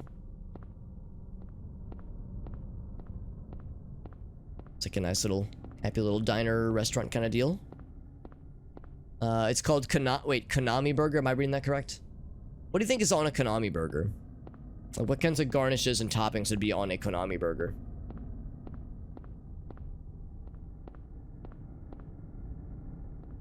I'm trying to think of like some jokes here where they serve you the burger and it's like a really good burger, but there's only a few bites and you can only order, and it was only on the menu for like a few months, and then they took it off the menu, and now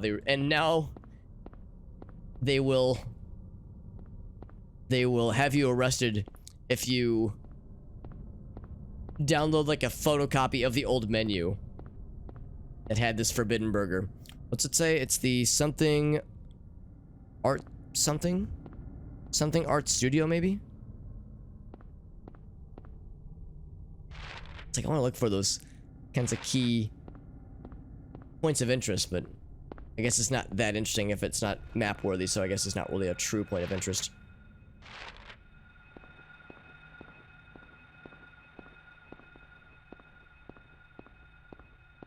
So it's like I hear noises, but I don't see any. I don't see where the noise is coming from, so we'll just assume and just mosey on our merry way.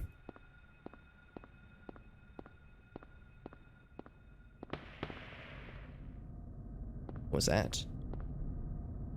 On the hospital. Heard a curious noise in the distance. Now the question, of course, is should I just YOLO it? Or should I explore around a little bit more? If I get, we hear friends. Oh. Multiple dogs.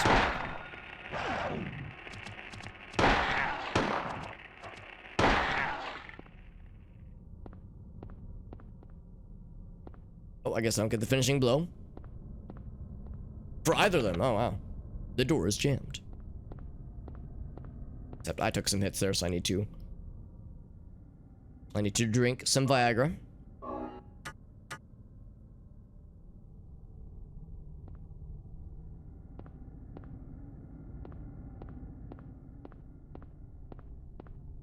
So, hospital, that's encouraging. Probably the right place to go. Of course, as always, I like to explore around a little bit more. But that door right there is encouraging. This might be the only door, actually, coming to think of it. My options are decreasing mostly rapidly. Alright, well, I'm guessing this will be a new dungeon of sorts. I mean, it's a pretty standard video game horror movie, or horror video game progression. Schools and hospitals. Maybe a morgue at some point later on, or like a science lab. I'm thinking like of all the tropes of spooky places and like indoor destinations. I was actually hoping that the outdoor stuff would have gone on a little bit longer, because I like the outdoor areas and being around Silent Hill proper. But these dungeons, if that's what we're gonna call them, are definitely iconic. A DMV, ooh, the IRL sex dungeon that nobody wants to be invited to.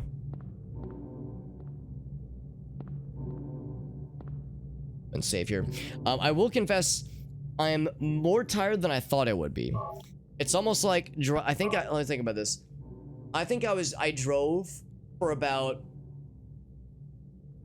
Probably about 7 or 8 hours today. I was driving in a car for about 7 or 8 hours. So I'm more tired than I thought I would be.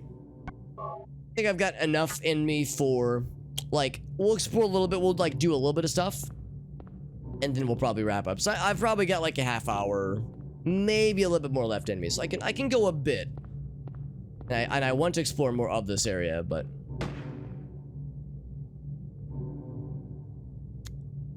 then I hear something like that and I go, and oop. Keep hearing what sound like maybe, what might be gunshots. And I was willing to admire this Napoleon Dynamite poster, whatever this is supposed to be. What movies would have been popular in 97, 96 when this came out? Can't remember which one. Napoleon Dynamite would have been still a glimmer in that one dude actor's eye, I suppose. Yeah, as always, like, you know, of course I love streaming, but also always recognize the importance of not pushing oneself too hard, especially since it sounds like Arctic and Dave and myself might do some Magicka tomorrow, maybe in the early afternoon hours. So I don't want to like go super crazy. I prefer to just go medium crazy. No need to examine this, and no need to try to make any outward calls, I guess. Will there be a stream tomorrow? Probably, most likely, Derek. Yeah, we're probably gonna do some Magicka tomorrow with the boys, and then most likely in the afternoon and evening hours we'll probably do Gartic Phone and maybe some Jackbox. We'll probably do community games in the evening hours. So that's kind of like what I'm planning, more or less, which should be nice. So tomorrow should be a pretty nice time. So it's like another reason why I don't want to go too overboard on this fine evening. So main door there, and let's see, I don't have the map for this place, not yet. I gotta keep an eye out for map-looking Tapsidelios.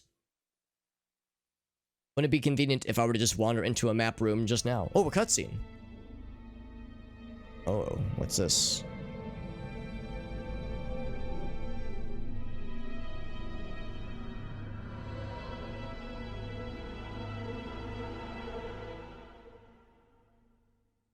It's the most normal looking dude we've seen all day, honestly.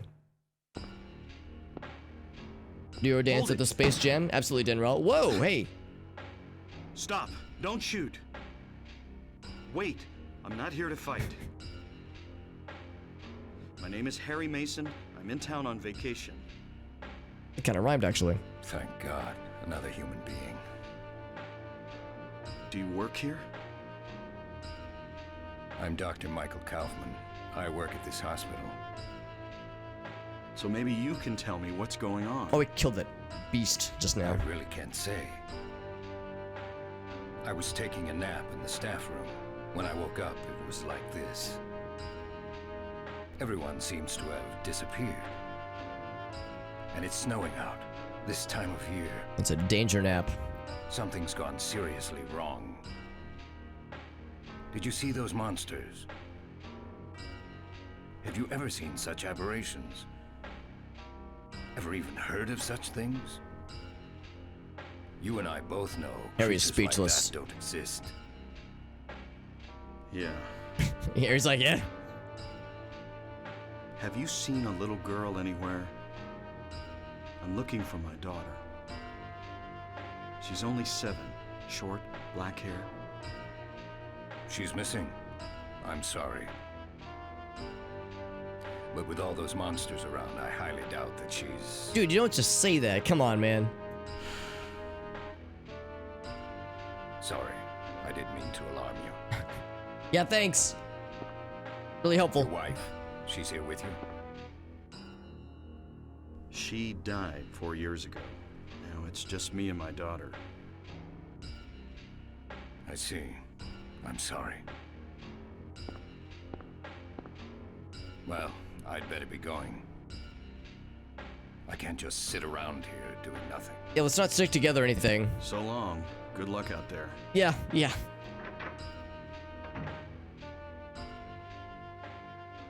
So the policeman lady just kind of fucks off, and now this hospital gentleman, after pretending like he's gonna shoot us, also is like, nah, I don't need to stick around for this. It's fine.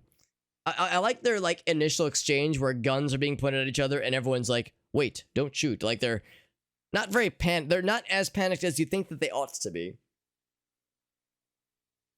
And he's like, yeah, I took a nap in the staff room, and now it's all hecked. I mean, a lot of us know about danger naps, which is to say if you take a nap but you don't set an alarm and you accidentally nap for like 6 hours, this is like a dimensional danger nap where you awaken the meat zone.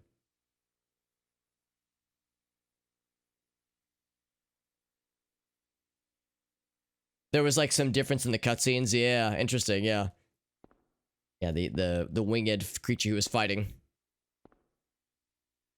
We'll see, but it's well, yeah, because everyone else has been turned into meat monsters, meat zombies. I guess they can't fire a non-meat zombie person, or maybe they're trying to fire him by just killing him. I guess. Midsummer Snow, and oh, Digimon, interesting. Yeah, the idea of like off-season, winter or weather effects, weather aberrations. It's I guess the idea is that it's like indicative of things being fucked up. Like things being weird in some way. But yeah, it's interesting that it's like a common trope, a somewhat common trope. Dude's kind of a dick. Yeah, it's just weird that he's just like, well, anyway, good luck out there. Yeah, your daughter's probably dead. Yeah, all right, so good luck. I'm just gonna leave. I have no info. I offer no assistance. Maybe we'll see him again, and maybe he'll be helpful in some way. But I know better than to get my hopes up too much. Hull strength. Yeah, I gotta crack that shit open, man. Signing my ass up.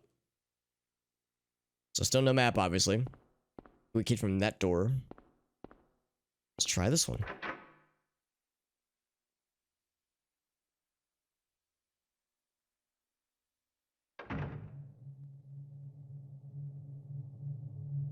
Let's see, is this a map? Oh, it's a whiteboard. Like I was spoiled. I feel like I found a map very quickly in the school area, so it was so easy to just navigate around and quickly check off places where we'd been. And use that as our guide. So it's now I feel like I was thinking on that so much in the previous areas. Now I don't know what to do with that one.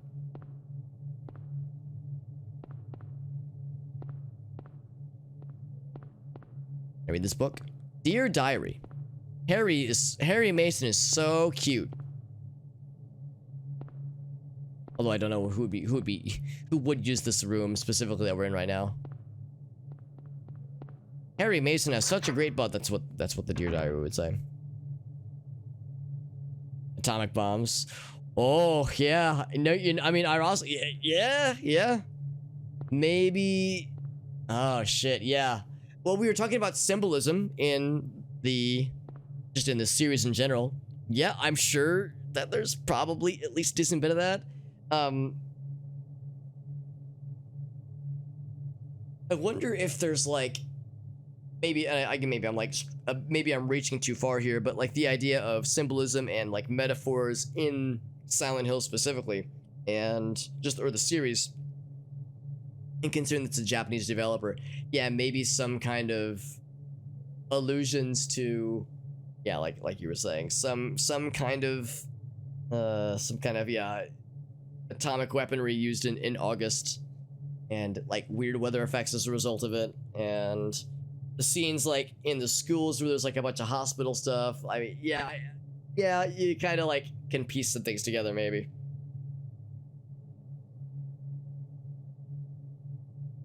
Talking to Bashful Delight. That's right.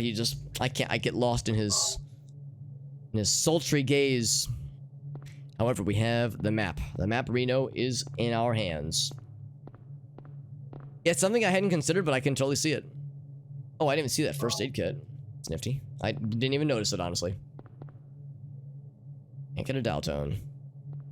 And what about a smile tone, Harry? Want to ever think about maybe some more positive attitude? I don't think he liked them. I don't think he liked my suggestion. Alright, so we did already pre-mark the areas that we've previously already been to, so that's convenient that I had the wherewithal to go ahead and mark where he's been already. What a smart guy. There's something else in this room. This room's whole point was to be introduced to Dingus McDinguson, Dr. Kaufman, who learned to doubt his doctoral credentials as being all that worthwhile. Medicine room over here, though.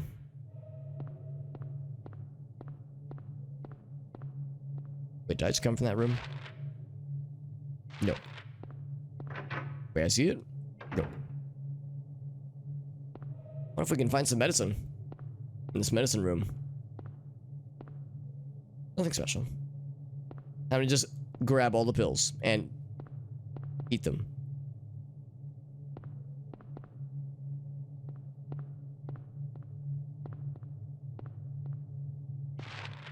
What is? Newspaper. Articles clipped out. That's it. Articles clipped out. Alright. Was hoping for more intel, but I guess we'll find more soon. Let me guess. Nothing special. Nothing special written here. Sounds about right.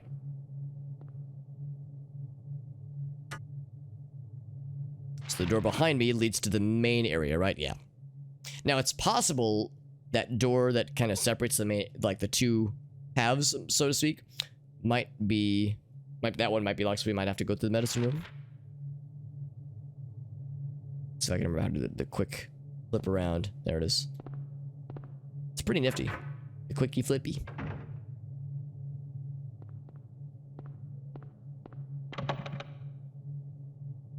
Here I was thinking I was so smart. So if it's jammed, that means even if you come from the other direction, then no dice, I'm guessing.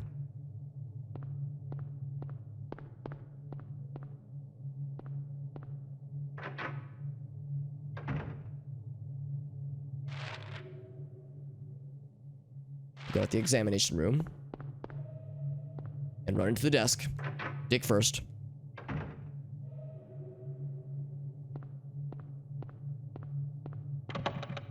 Okay, so it's jammed both ways.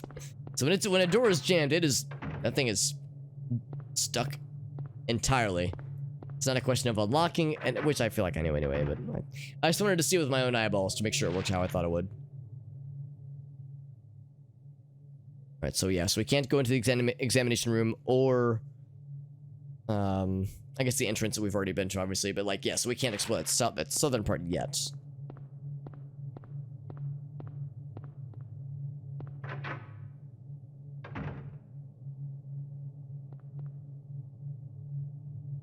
So that one we just came from a little bit earlier, or attempted rather. Let's just hook this one then. Never mind, it's jammed. Jimmy jammed. It's jammed, alright. This one is not. No indications of any horrible things that are amiss. Alright.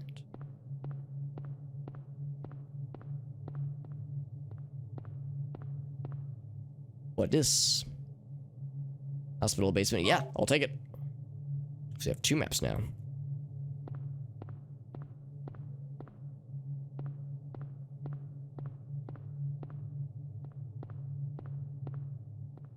Let's see what this is on the table here. Oh, it's just a phone. Okay. Oh, maybe it was some kind of like a book or something. Like I wasn't sure what that was. Is this the teacher's lounge? This might, or the teacher's lounge, the faculty lounge. This might have been where Dr. Kaufman was snoozing when the world got turned into meat dimension apocalypse.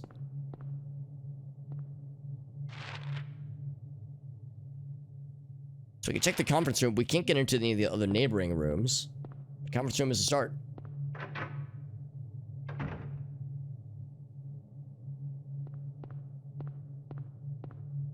Hello, yes, I have so much important business.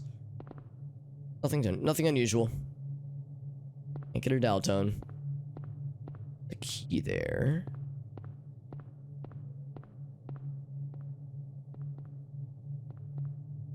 Nothing going on there.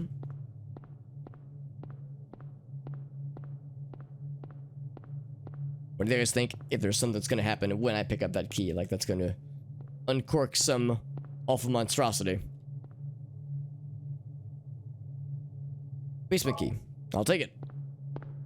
I know unfortunate monstrosities yet, but the day is young, my friends.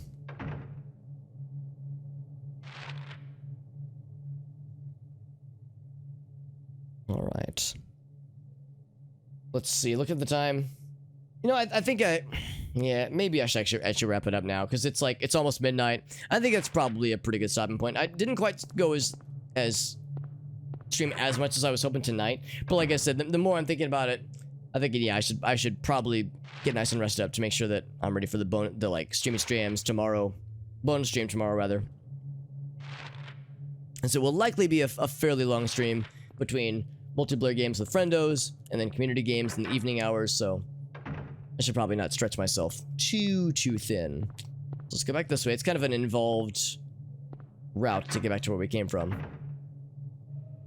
But I am looking forward to more of this game. We'll play more of this during the week, this coming week. I think we have to go back to like the entrance area. Be able to save. Because yeah, weekends of course are more geared towards multiplayer games and community games with friends or with viewers, that is. So we'll definitely be doing more Silent Hill during the week next week. So next Monday, Tuesday, Thursday, like those days will be reserved for just the single player stuff. But I was glad we were able to kind of squeeze in like a little kind of a miniature bonus stream tonight, because I wasn't sure what time I'd be getting home from family activities and whatnot. So I was glad to be able to get some Silent Hill action in, especially because we knocked out the school, which was nice to see. That was quite a lot. I'm just going to blindly assume that there are 3 major dungeons in the game, so we're probably approaching the middle point of the game, but we probably have quite a bit to go overall, I'm guessing.